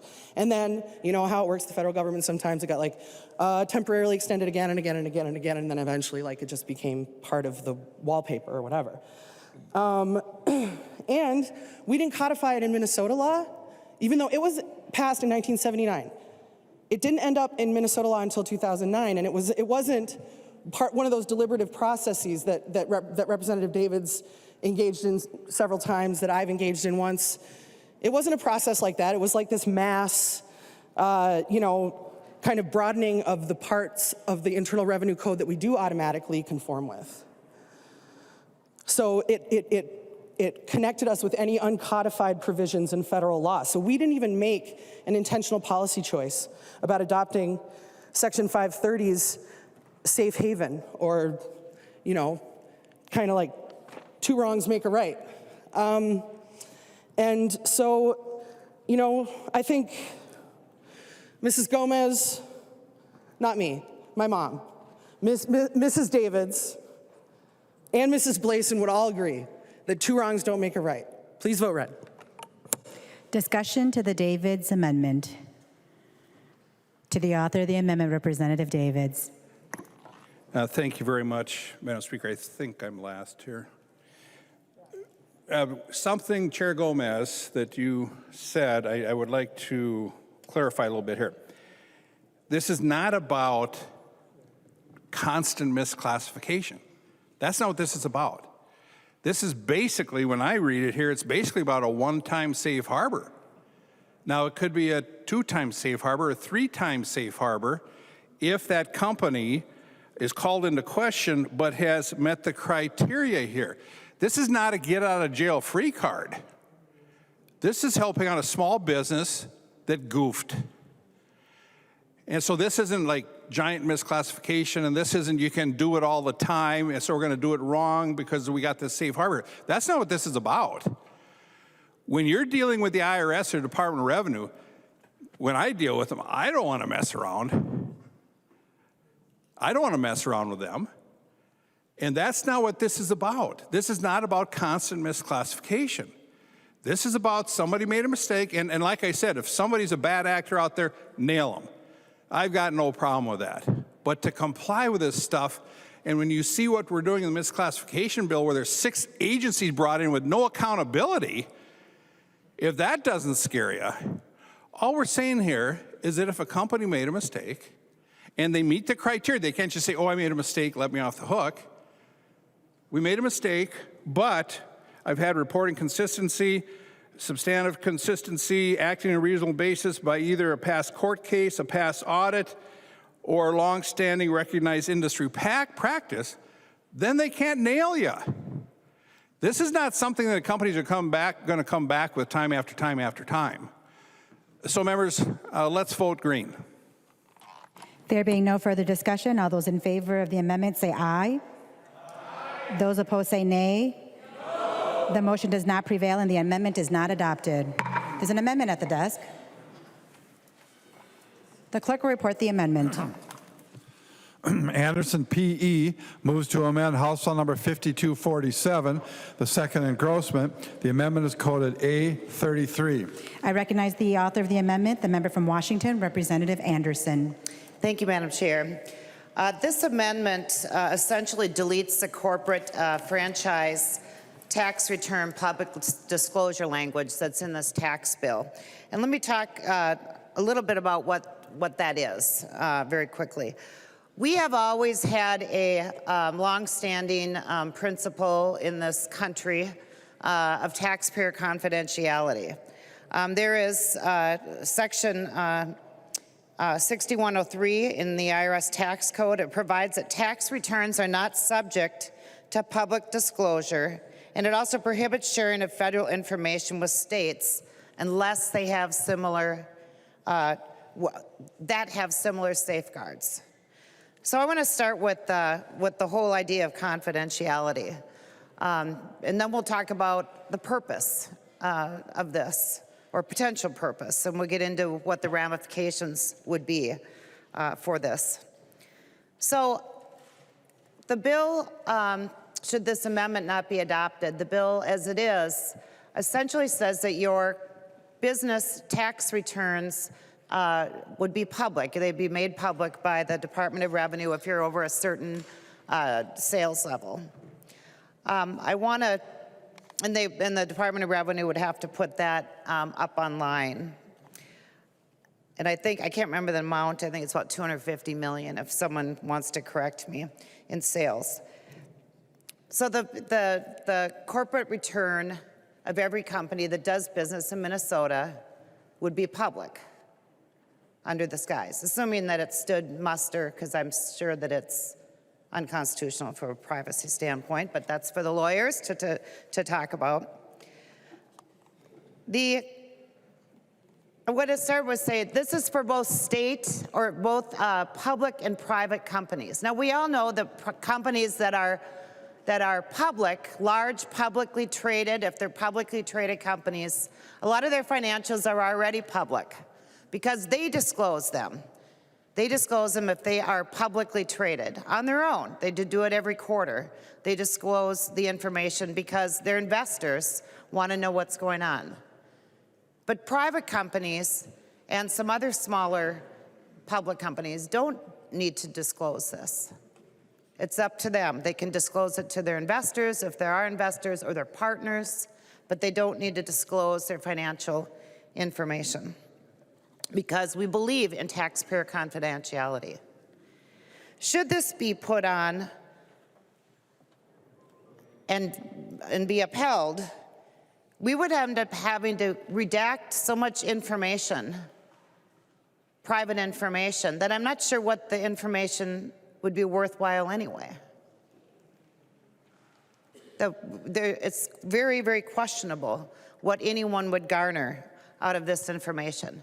As you know, state taxes, business taxes, are based on the adjusted income at the federal level. So a company will do their taxes, they'll have an adjusted, they'll have an income level, and that number will then be carried down to their state tax return. And then the state of Minnesota will tax that company based upon its income at the federal level. And it could be zero if there's zero income, and it could be as high as 9.8% in the state of Minnesota. I believe it's the highest tax rate in the country now. If not the highest, it's one of the highest. So there are very few other deductions. There's a few things, some transit, few other state deductions beyond the federal. Otherwise, it is simply a federal adjusted income number, federal income brought down, and we tax on it at the state level, up to the 9.8%. So if these tax returns were public and put out there, everyone would see the federal number. We would see what the income level is at the federal level for companies in the state of Minnesota that do business in the state of Minnesota. We would see that. So would every competitor to those companies. Every single competitor. They would see where business is, a few things you can look at and figure out. What are they depreciating? What are they doing for purchasing other companies? What have they done for purchasing property? All of these trade secrets would become public to the competitors of Minnesota businesses, because we are the only state in the nation that would have this. Nobody else has this. It's been discussed a little bit, and they've all said, no, that's a really bad idea. Okay, let's have a report. And this is public information. You know, what do companies pay overall, you know, as a tax rate in the state? And the answer is it's based on their federal adjusted income, right? That's the answer. But we have access to that information already. And if we want it in a report form, we could pass something that says, hey, Department of Revenue, give us a report every year that tells us what's going on with our companies. So I ask, what is the purpose of this? What's the purpose? If the purpose is to maybe say, hey, there's too many companies that don't have a high enough income that are doing business in Minnesota.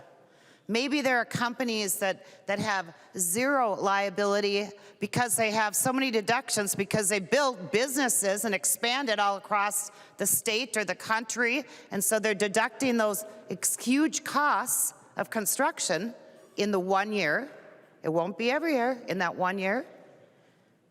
And then we're saying, well, maybe the purpose is to make an argument to raise taxes. Well, because Minnesota taxes are based on the adjusted income of a company, it doesn't matter if the rate is 9.8% or 11% if the income is zero. It doesn't matter.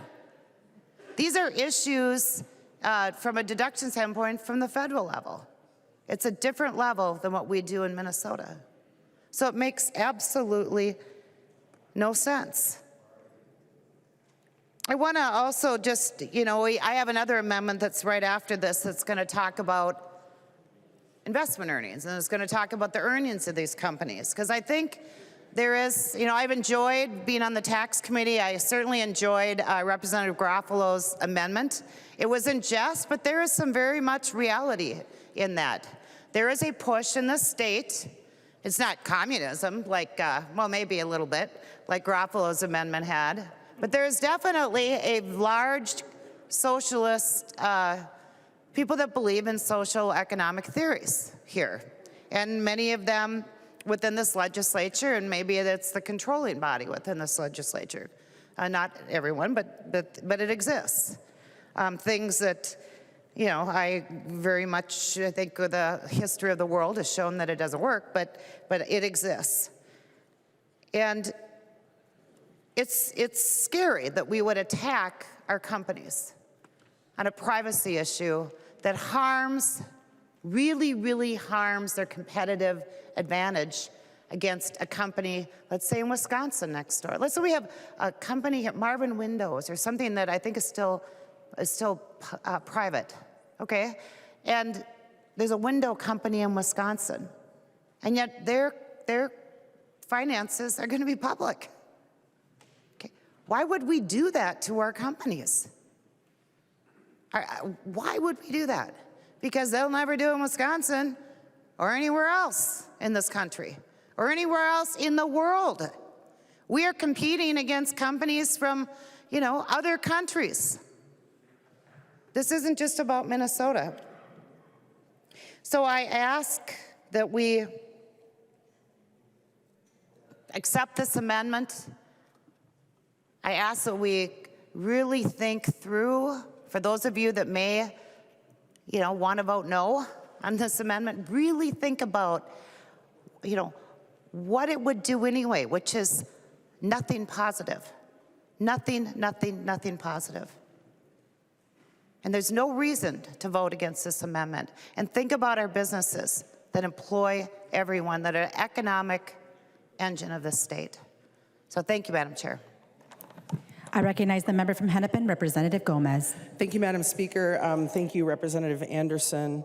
So I want to thank Representative Greenman for authoring this disclosure bill. So this is not, it's not an attack on anyone. It's not punitive. It's not a punishment.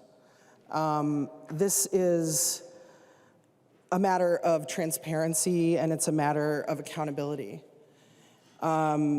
You know, you said that, you know, when you go from the federal return and switch your federal adjusted gross income over to your M4, which is the process for filing a corporate tax return in Minnesota, that, oh, then nothing much really happens after that. And I just disagree with that, because what we're talking about here is hundreds of millions of dollars of tax credits, of benefits that go to corporations in Minnesota. So, you know, we've heard a lot in committees, on this body over the last few weeks especially, about accountability and transparency with the people's money, and you guys are talking about it, nonprofits a lot. And, you know, and I agree with you, there needs to be transparency and accountability for the people's money. When we make a decision and we have a policy intent and we put public money behind it, we need to ensure that the outcomes that we intend are what happens. And that's true for nonprofits, and it is certainly true for the hundreds of millions of dollars that we spend of the public's money on corporate tax credits. You know, we like tend to think about spending on direct appropriations and spending on tax expenditures as completely different in our minds. But they're not different on the spreadsheets. They're general fund spending. Direct appropriations are general fund spending. Tax credits for corporations are general fund spending. An expenditure to a nonprofit is general fund spending, and an allocation that goes to a company is general fund spending. Hundreds of millions of dollars we're talking about. And so that's the kind of information that we need as policymakers to make sure that the money that we spend, which belongs to the people of Minnesota, that money that we spend in tax expenditures, we have to be able to demonstrate and to know that it's having the intended policy outcome. And if we don't even know how we're spending that money, and that's the case here, if we don't even know how we're spending it, how are we ever to figure out if that's the case? Just as there have been OLA reports about grants management, there have been OLA reports about corporate tax credits that have similar interesting questions. What is the policy intent of this spending, of the public money? How do we know that it's happening?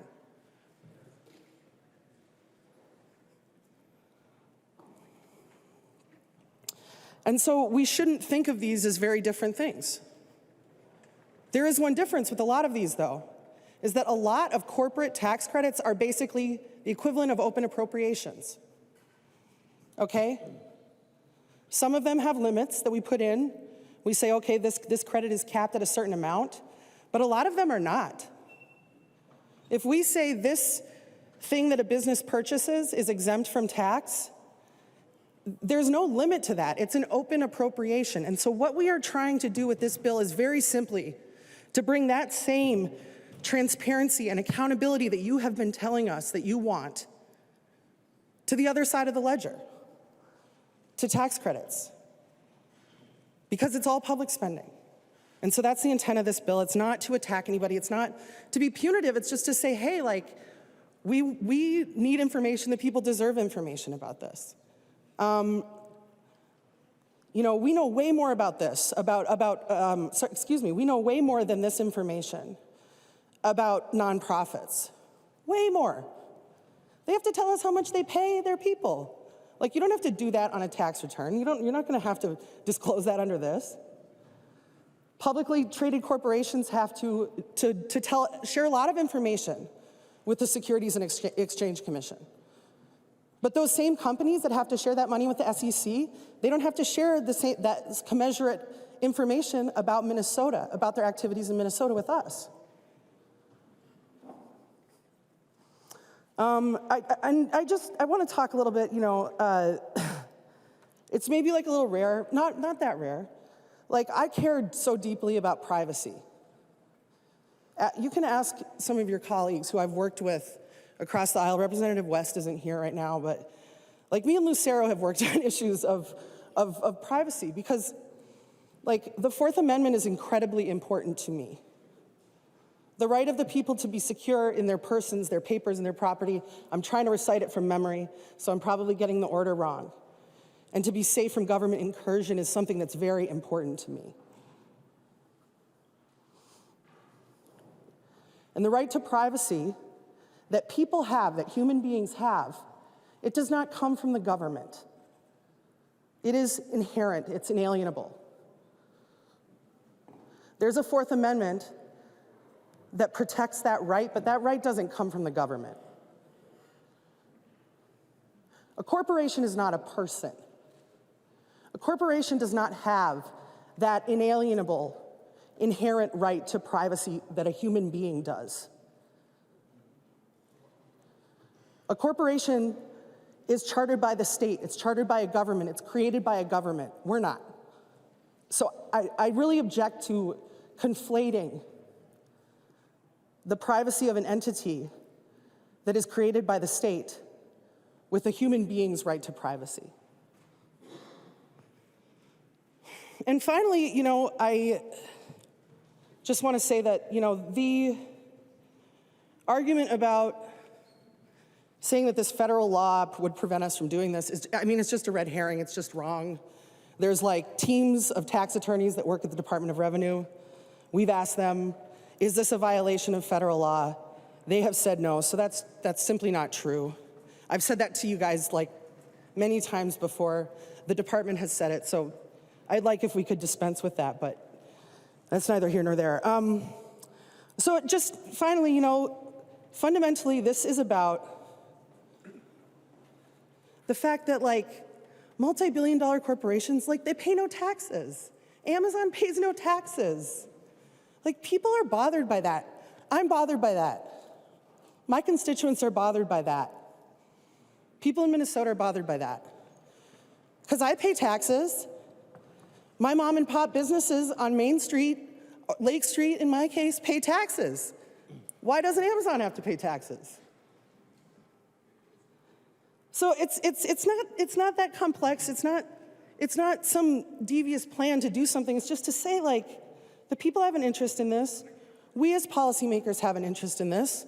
We just need the information about what we're doing with the people's money. Thank you, Madam Speaker. I would urge a no vote on the amendment. Thank you. Discussion to the amendment. I recognize the member from Hennepin, Representative Nadeau. Thank you, Madam Speaker. I wasn't going to talk on this bill at all today, but I agree with Representative Gomez. I think we should be budgeting tax expenditures. Absolutely. This body and has decided that, we're going to offer not just for corporations, but for people the ability to contribute to what we seem to be deemable, wonderful causes, and we get a tax break on that. But that's not what this bill is doing, and I would say, members, we should vote green on this amendment. Minnesota is a little bit different than a lot of the other states, and especially the states that are surrounding us. We are a headquarters economy state, and we should be proud of that. We have some of I don't remember what the number is, but I think we have 15 Fortune 500 companies in this state. Very, very different than North and South Dakota and Iowa. And I think doing all that we can to ensure and recognize and protecting that when we have those kinds of businesses contributing to our economy, that we need to do what we can to not only protect their privacy and protect their competitive advantage, because that's a good thing for us, but at the same time find a way that we can measure and value those expenditures that we're allowing them to take. and what those contributions are to this state. So I think that that voting green on this, I know it kind of guts Representative Greenman's proposal, and that I apologize for, but I think it's a bit of a heavy hand, and I think that there's a way that we can get there in a more reasonable way that doesn't put our corporations at a disadvantage. So, members, I would vote green on this, and I'm happy to work with Representative Gomez and Representative Greenman and anyone else if we can figure out a way to budget our expenditures so that we have a better understanding of where those dollars are going, because that's what we're concerned with. We're not concerned with who pays what. And that's what this bill, that's what the bill does. It basically is going to identify who contributes what. And I think we should be more concerned with how are those contributions contributing, how are those amounts contributing to what it is that we're trying to fund at the legislative level. Thank you, members. I recognize the member from Hennepin, Representative Greenman. Thank you, Madam Chair. And Representative Nadeau, I think that saying that it sort of guts my bill is a little bit of an understatement. I think it just deletes it. And so we're talking about the whole bill. And I would just note that when Representative Anderson, when you say that there's nothing positive in this bill, I think that that's sort of an affront to the Minnesotans who sent us here. Because what this bill is really about is Minnesotans' right to know where their resources are going and right to know. We charter corporations, and it is Minnesotans' both right and obligation to make sure that when we create tax policy, when the good people on both sides of the aisle are sitting in that building creating tax policies, that they actually know that they're spending the people's resources in a way that makes sense, that accomplishes on our goals, and that is effective. It's also really important, one other positive thing is 80% of Minnesotans don't believe corporations pay their fair share. If that's not true, this bill will show that. If corporations are paying their fair share, this is the transparency you need. And if they're not, that transparency is here too. But just saying we're going to keep that secret and hide it, in addition to being a democracy problem of I don't think that we should keep that information from voters, it is also just a bad policymaking problem. And then the last thing I'd say is I think we've had a long and robust conversation about how we use government resources directly. Right, we've had a lot of conversation about about nonprofits and where they go. We've had a lot of. There's an OLA report. I think there's been several about this, and it absolutely matters. We don't just say we're going to have an aggregate of all of the nonprofits working in the education space, and we'll get an aggregate information. We, in fact, and if you look, I was just looking at the bill that we passed last year, the kinds of reporting requirements and obligations that we have, both before the money even goes out the door, are not something that we ask corporations before we give them a tax credit for accelerated depreciation, for research and development, for charitable contributions, for any of that. We don't ask that. And this bill doesn't require us to. This bill just says, we spend $1 billion in tax expenditures of spending. We should know where that's going and if it's accomplishing our goals. Is the research and development tax credit is accomplishing our goals?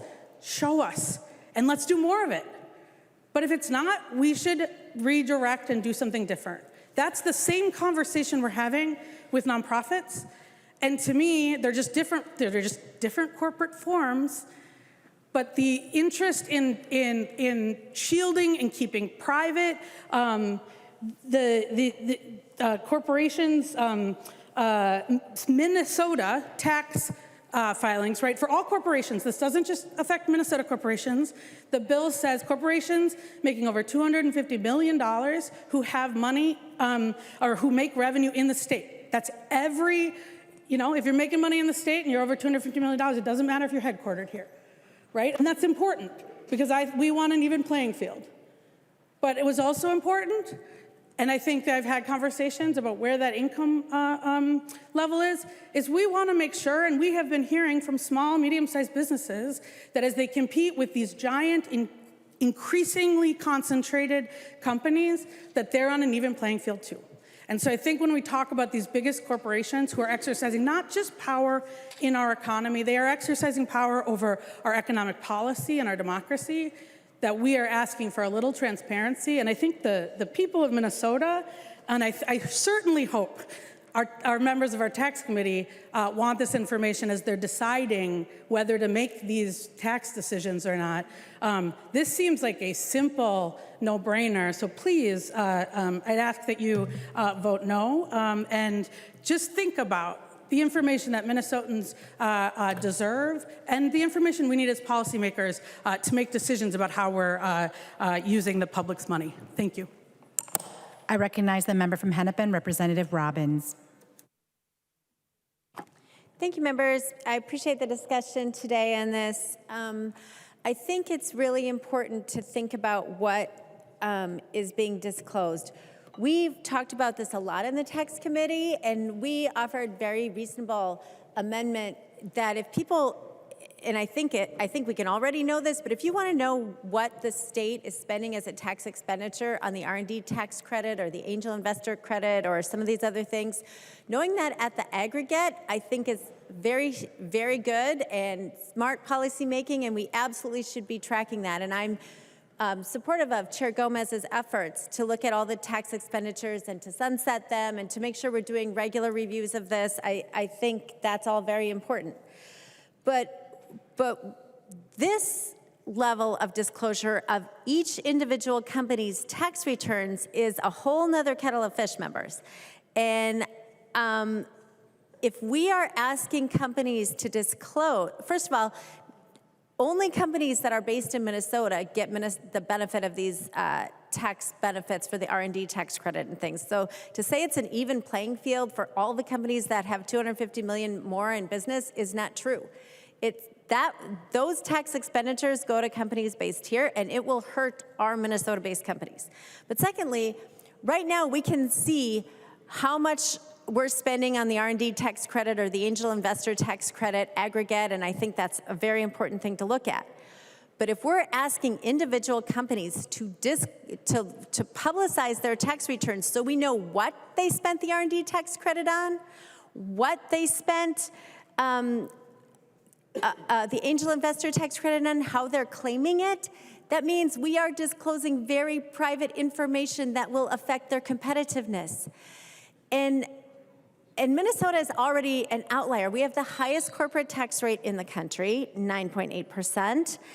And we would be the only state in the country requiring these disclosures. And so we are absolutely hurting the job creators, the innovators that are here. And there are a lot of reasons. I agree, some companies don't pay taxes, but there are reasons for that. Sometimes it's because they had a huge loss. Sometimes it's because of different carryovers. Sometimes it's because they're investing in a certain thing that we, through tax policy, have asked them to invest in bringing jobs to our state. So there's a whole lot of reasons for that, but it's very concerning that we would have them put in the public domain their very specific uses of things like the R&D tax credit. It's incredibly anti-competitive.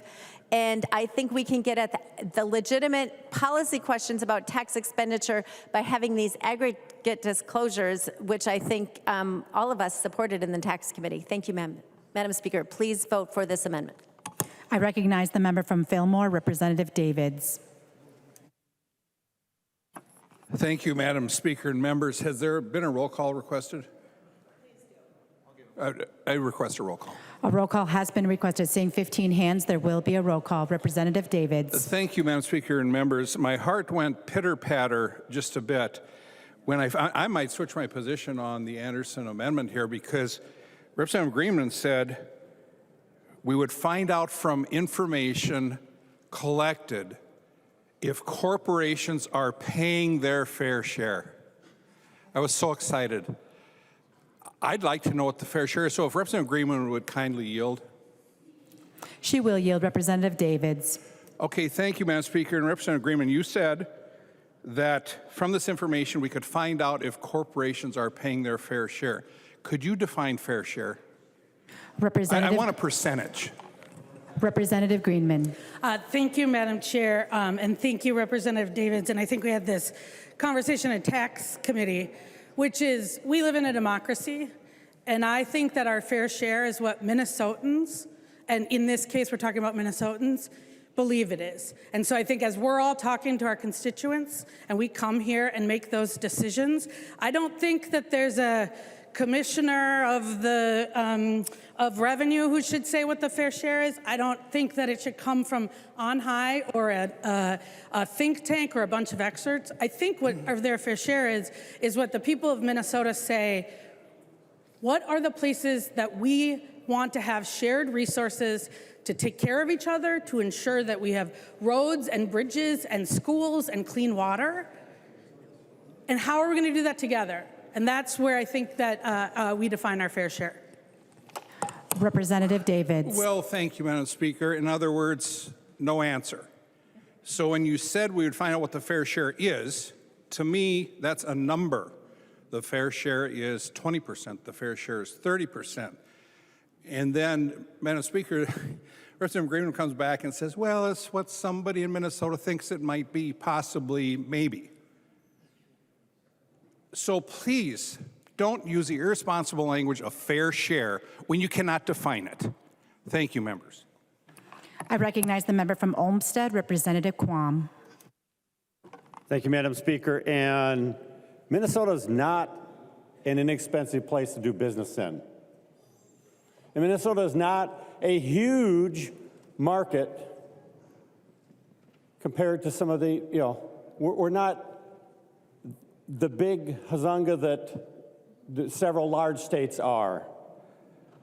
Every time we add more burdens, we discourage people and businesses coming here and doing business here. I have seen in Rochester IBM dwindling. IBM, because of our tax structure on investment and et cetera of capital equipment in data centers, spent a huge amount of money in Iowa just a few years ago. Hundreds of millions of dollars in capital. They've got thousands of people working. They could have easily put that in Minnesota and Rochester. They had excess space. It could have been in Minnesota. But there were obvious reasons why it didn't make sense. And, besides the data privacy, a company doing R&D oftentimes is trying to develop things before other companies are doing it. So there are privacy issues that pop up there. But what's more important is every time this side of the aisle wants data, wants a report, wants a study, we run it spends money, out of order, but I haven't heard any discussion about the additional money, burden, et cetera, that this would cause. And R&D is not always upfront understanding what it gives you. Years later, you discover what that opens up. I mean, the 3M, they were trying to find some new adhesives. We got sticky notes out of it. There are so many technology innovations that R&D gives us that opens up new areas and businesses. There are companies that 10 years ago we'd never recognize their names, but are huge impact to our lives and our economy.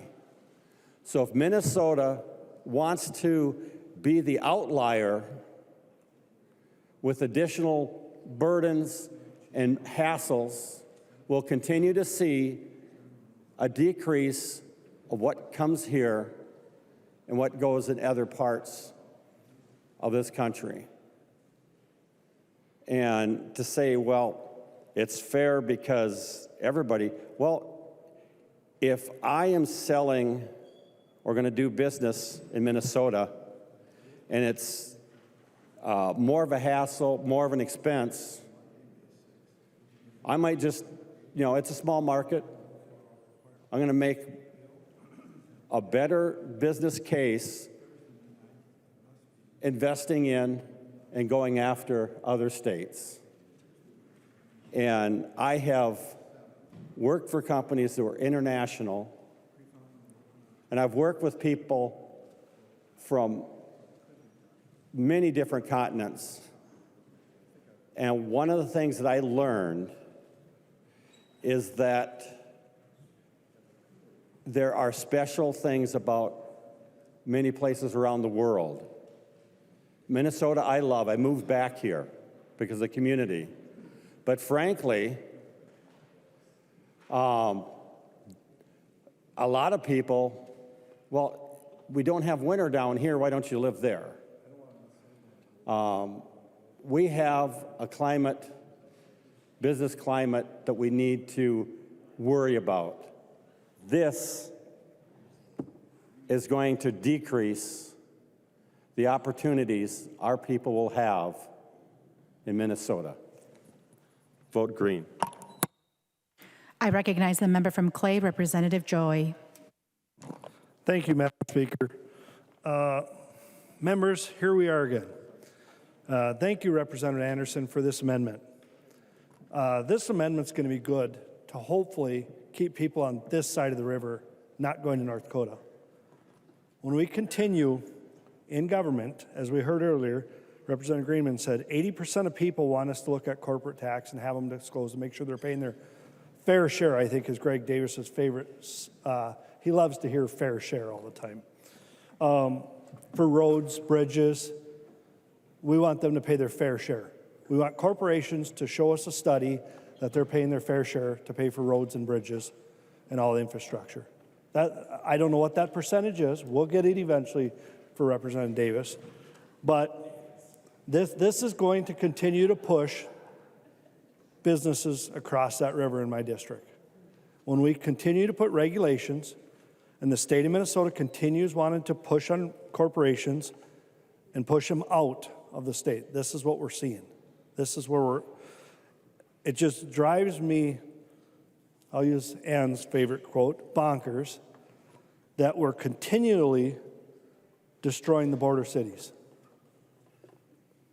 The tax bill, and when we put more regulations on, and we tell corporations, when we talk about reading percentages or doing studies, before we moved ahead and ran fast on paid family leave last year, why didn't we do a study?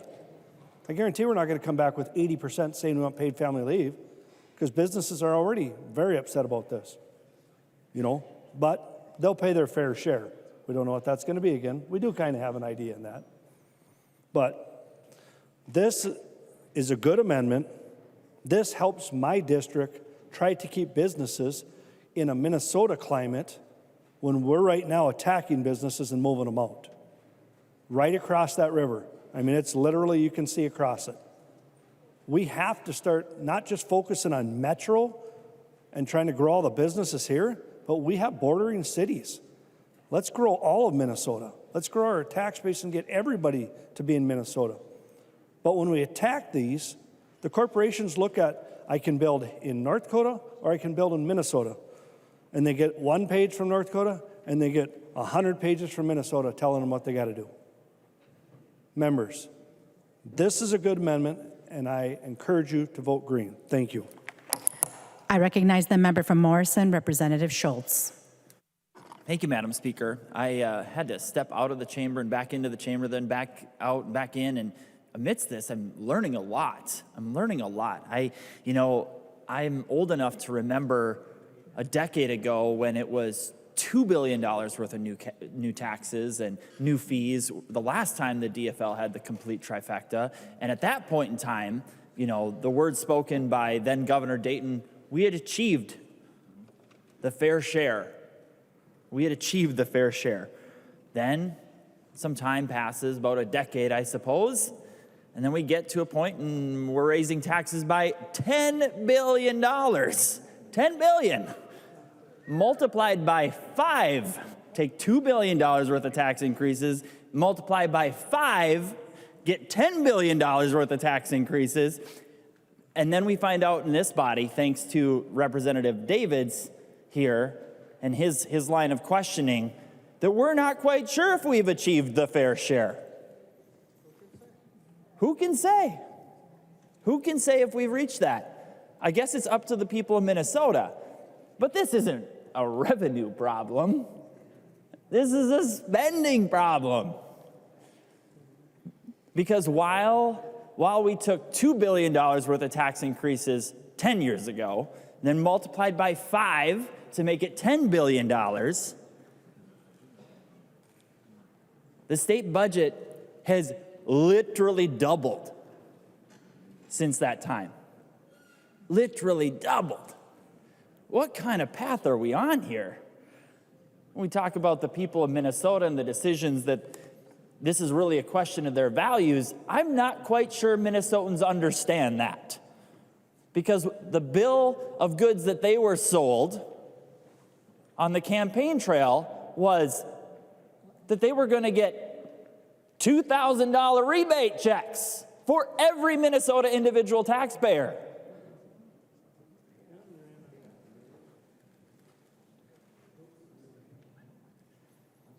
Anybody receive one of those?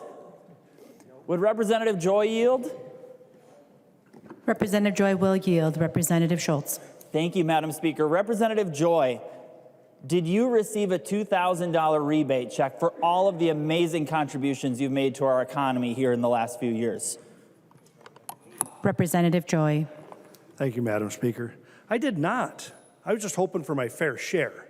I'm trying to figure out what the percentage would be so I would get that fair share eventually with the taxes I pay in, because I do. I mean, I just went through taxes, so I had my whole thing disclosed. Everything's out there. I've paid my taxes.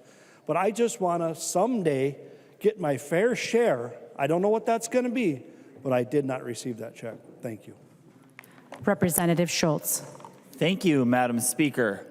Maybe we should have a really good conversation to define what fair share means tonight. In fact, I think next session, Representative Joy, you and I should work on a bill, and we can pass into law a bill with definitions over what a fair share is going to mean in Minnesota. You and I can work together on that, because clearly we're not getting it. We're not getting our fair share of a $2,000 rebate check like we were promised. We were promised this. Minnesotans were promised this. We were all promised $2,000 rebate checks. That's a broken promise if I've ever heard one. I mean, you know what I've had to do in the last few weeks?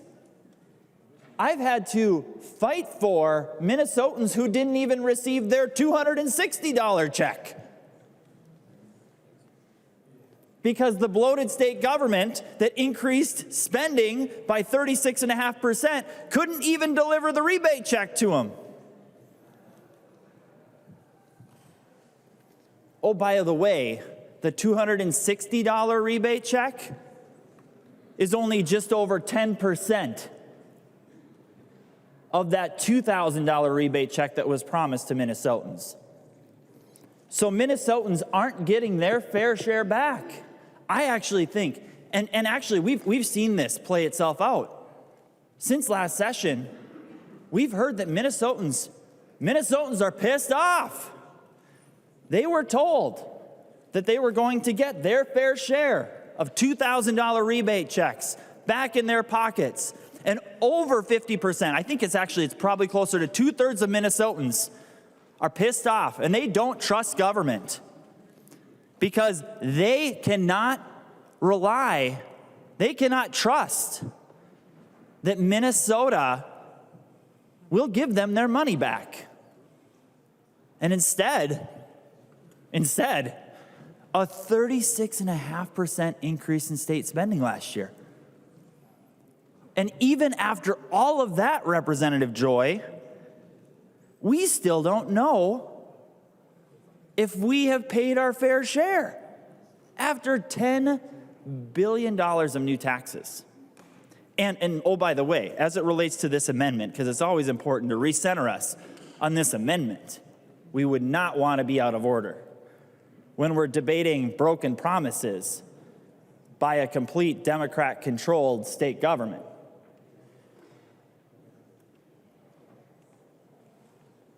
My understanding is Minnesota is now the number 2 taxed state for corporations. And the other thing that I heard today, which was shocking to me, are we number 1? We're number 1. I stand corrected. My colleagues have helped me out. We are number 1, the number 1 taxed state for corporations.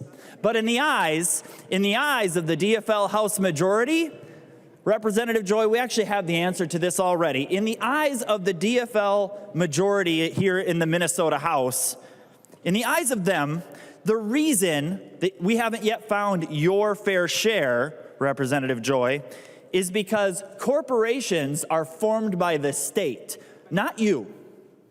They're a state entity. That's what we learned just a few minutes ago. Formed by the state.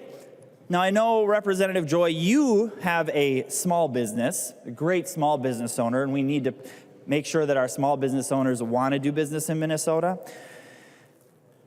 But even if there are large businesses, medium-sized businesses that want to employ people here in Minnesota and want to provide for our economy and provide products, goods, and services, those entities, I'm pretty sure that they're accountable to their leadership team, to their board of directors. So far as I know, corporations in this state aren't governed by Governor Walz or by this legislature. So this premise and this idea that corporations are formed by the state, that they are a state entity, is, to take a word from Representative New Brindley, absolutely bonkers. Absolutely bonkers. But what we know through this debate is that when Minnesotans this fall hear Democrats talk about the fair share, what they know is that Democrats will continue to raise their taxes. They will continue to grow government. Representative Joy, just by their own standards alone, what we can predict here is that in the next 10 years, just based upon the last time they had the DFL trifecta to today, if we were to project out 10 years from now, what we know is that in 10 years from now, so in 2034, if we continue on our current trajectory, the next time we see the complete DFL control of state government, the next amount of tax increases is going to total, get this, just based upon history, it's going to be a $50 billion tax increase coming in 2034. Mark it on the calendar. And we're just using what's happened in history. Let history be our guide. Let history be our guide. So, for the Minnesotans out there, wondering what in the world it is that their fair share is, they need to know that it's going to be and will continue to be the top taxed state in the nation.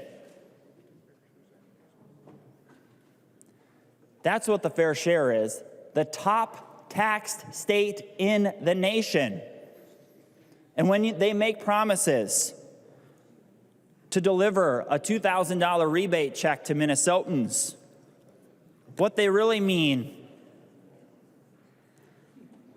is they want to increase spending by 36.5%, which means that just in the next biennium, if they were given the keys to state government again, we would literally be on the precipice of a $100 billion state government. That's bonkers. That's irresponsible. That's unaffordable. And that's just using history. Just using history, we know what the fair share is.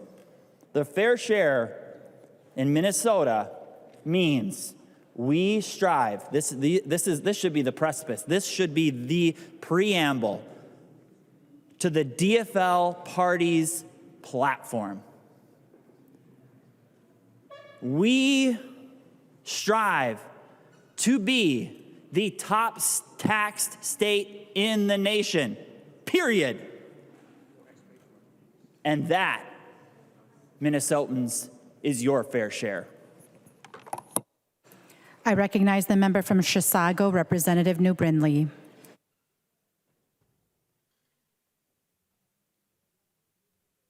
Thank you, Madam Speaker. This is a particularly interesting provision in the underlying bill, and thank you, Representative Anderson, for attempting to remove it. Because frankly, as legislators, it's not really our job to legislate our nosy curiosity. That's not really our job. So the real question is, why are we doing this? Why are we doing this?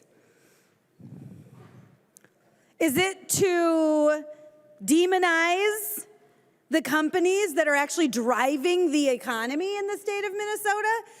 Are we going to demonize businesses for doing what businesses exist to do, which is gain a profit in exchange for a good or service? We're going to demonize them for that.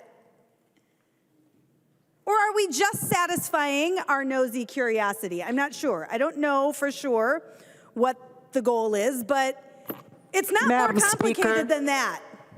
For what purpose do you rise? Madam Speaker, I'm rising to point of order under Mason's 124, arraigning motives. This is clearly right to arraigning motives.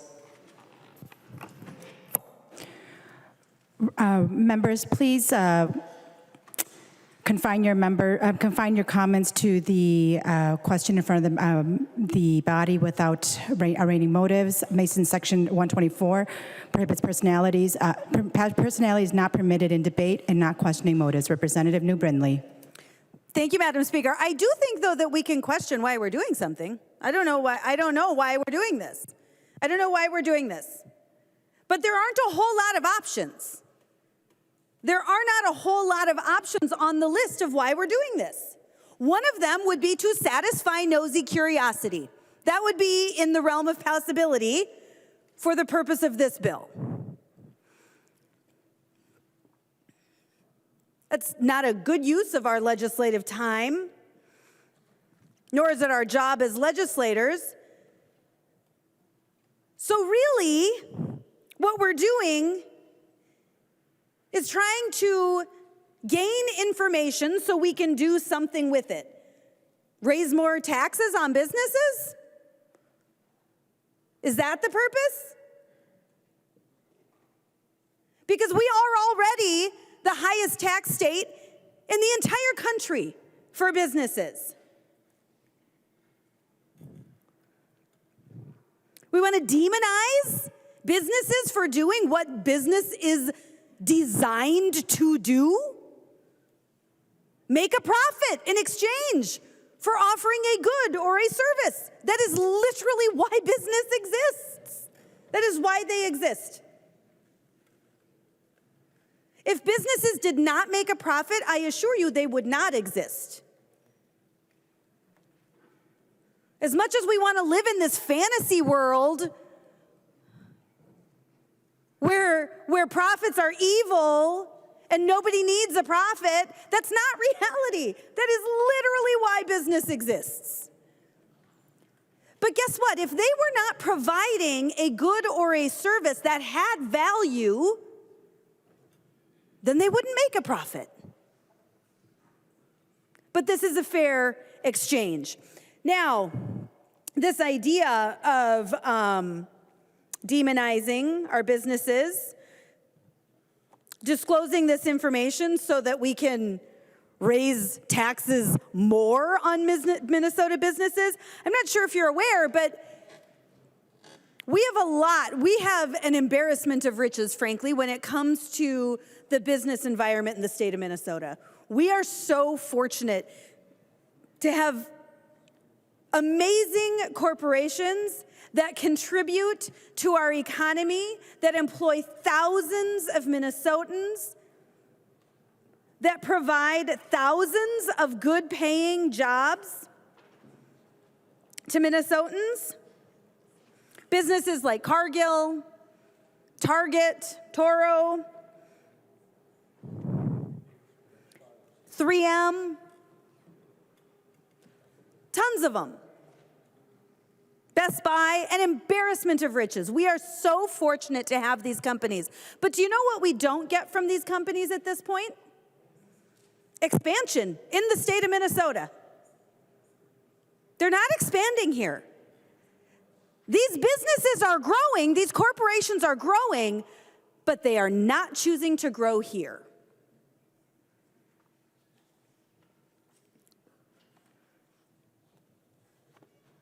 And the real question is, why in the world are we legislating this punitive disclosure? It absolutely makes businesses continue to not choose to expand in the state of Minnesota. And guess what? It doesn't help that it applies to everyone.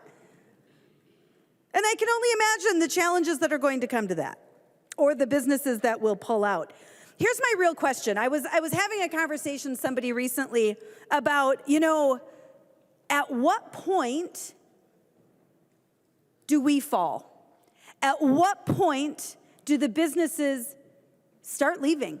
Because it is not worth it to be in the state of Minnesota. At what point does that happen? And it's interesting, I sort of made this comparison to California, because California is almost 10 times the size of Minnesota, significantly bigger state, beautiful weather.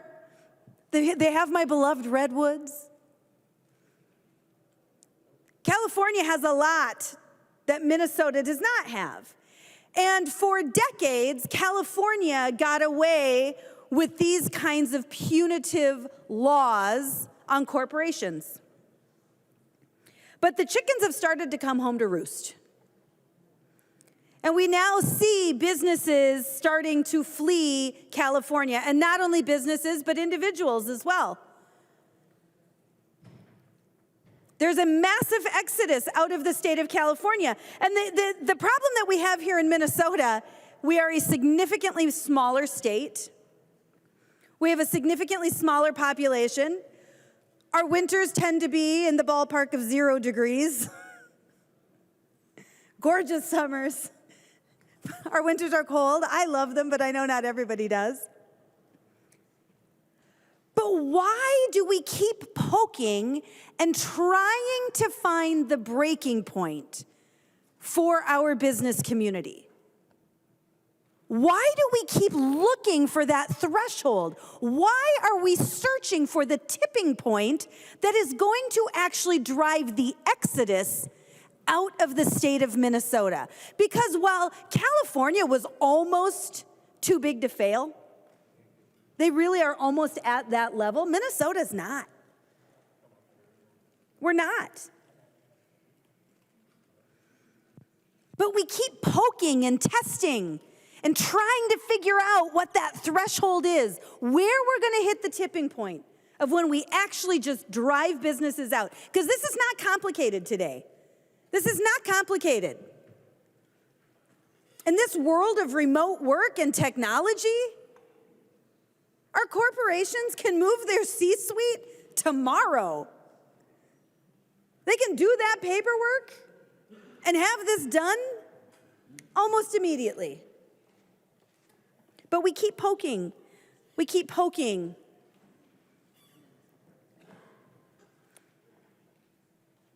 And make no mistake, this disclosure law, that's all this is.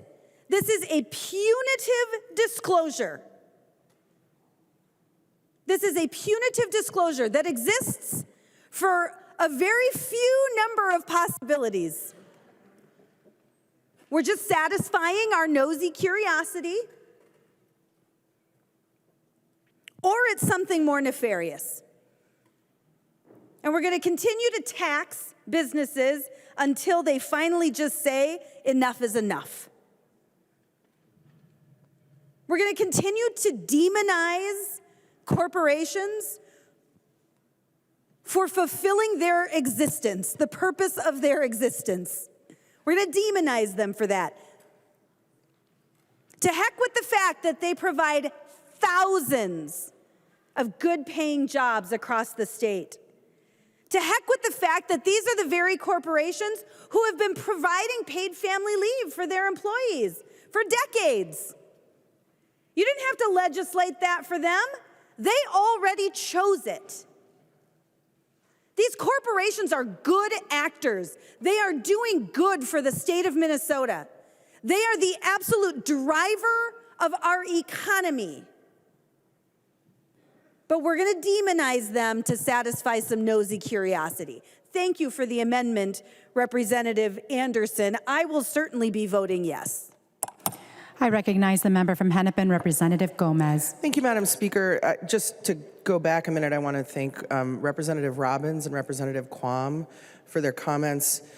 They both made a reference to something that just kind of piqued my curiosity, because if it was true, then it would be a really serious policy consideration. So I just wanted to share a little information with the body, Madam Speaker, which, as I just checked with my staff, you know, because you both referred to the research and development credits and said that companies would have to disclose the specific activities that justified their claiming of those credits.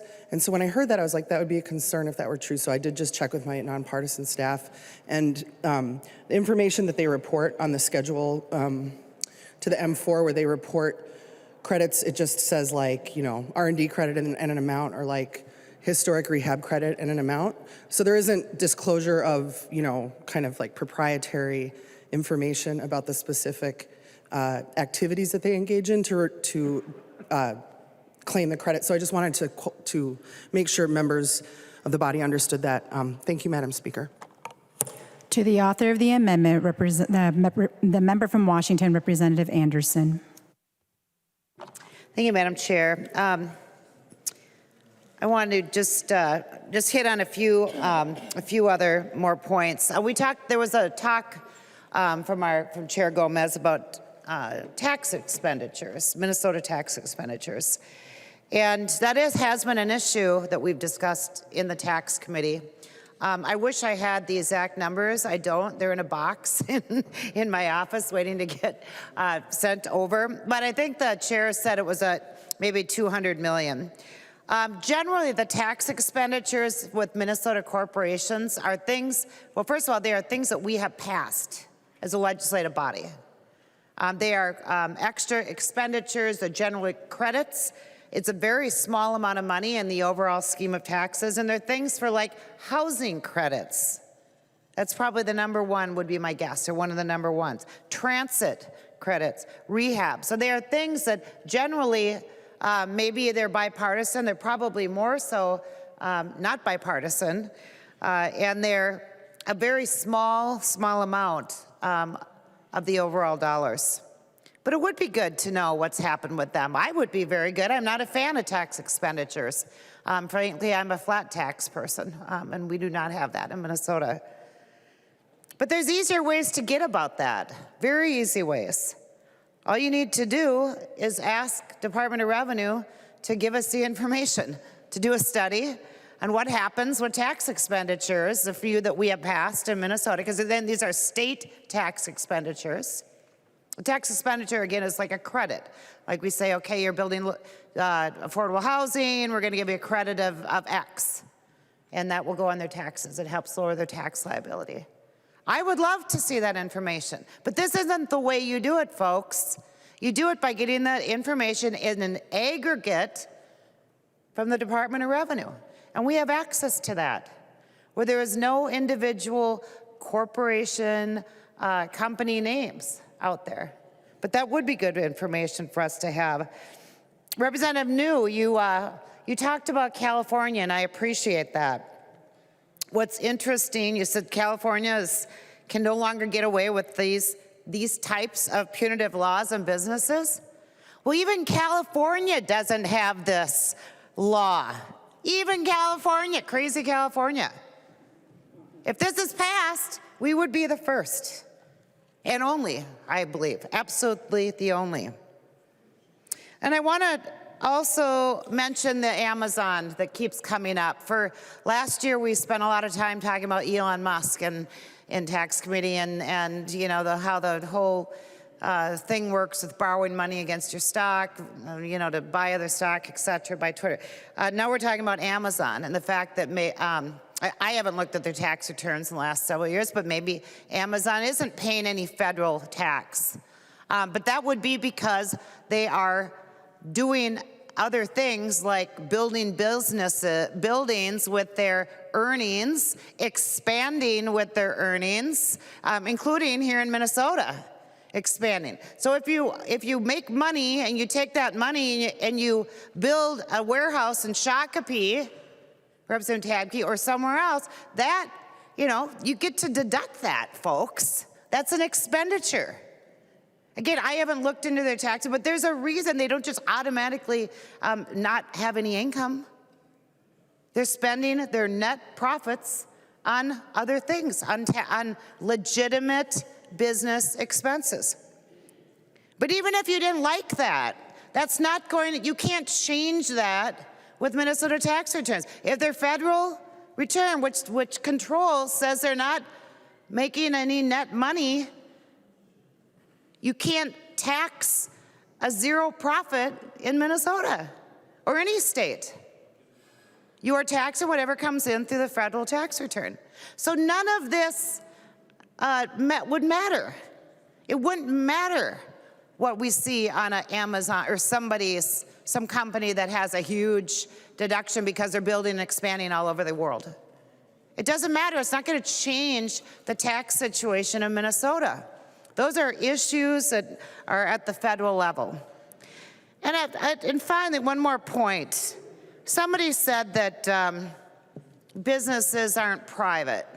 Private companies aren't private, that they're chartered by states. Well, so every company has some regulatory. When you start a company, you have to file forms in a certain state, okay? That's what we're talking about, folks, is where you file forms. That does not mean that the state runs the company whatsoever. That doesn't mean that every business in Minnesota is responsible to the taxpayers or responsible to the government or responsible to the legislature. We don't run businesses. And I want to go back to Representative Garofalo's amendment earlier. And he was talking about, I think he was pushing the whole idea of communism, which according to, just very quickly, in Marxist theory, is a transitional social state between the overthrow of capitalism and the realization of communism, or socialism. So what is socialism? It's a political and economic theory of social organization which advocates that the means of production, distribution, and exchange should be owned or regulated by the community as a whole. We're hearing those philosophical arguments from the other side of the aisle. We're hearing that Minnesota companies, that all companies should belong to the citizens and the government, that they should belong to the government, that they are not private. That's a scary, scary thing that we think that way. not only in Minnesota, but there are people fleeing countries, socialist countries, coming here illegally in many cases, because socialism has impoverished their nations. And the idea that we would even think that any of that is okay here in this country is crazy. But that's what this does, and that's what this philosophy does. And I will end my comments. There are other things I want to say on future amendments that I think are up soon. Again, I ask for a green vote from our members. Thank you. There being no further discussion, the clerk will take the roll.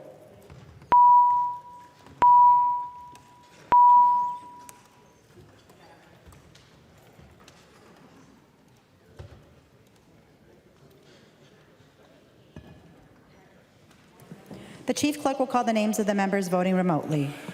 Carroll. There you go. Carroll, no. Carroll, no. Keel. Keel, aye. Keel, aye. Keeler. Go. Keeler, no. Keeler, no. Cagle. Go ahead. Cagle, no. Cagle, no. Tabke. Tabke, no. Tabke, no. Walgamot. Walgamot, no. Walgamot, no. The clerk will close the roll.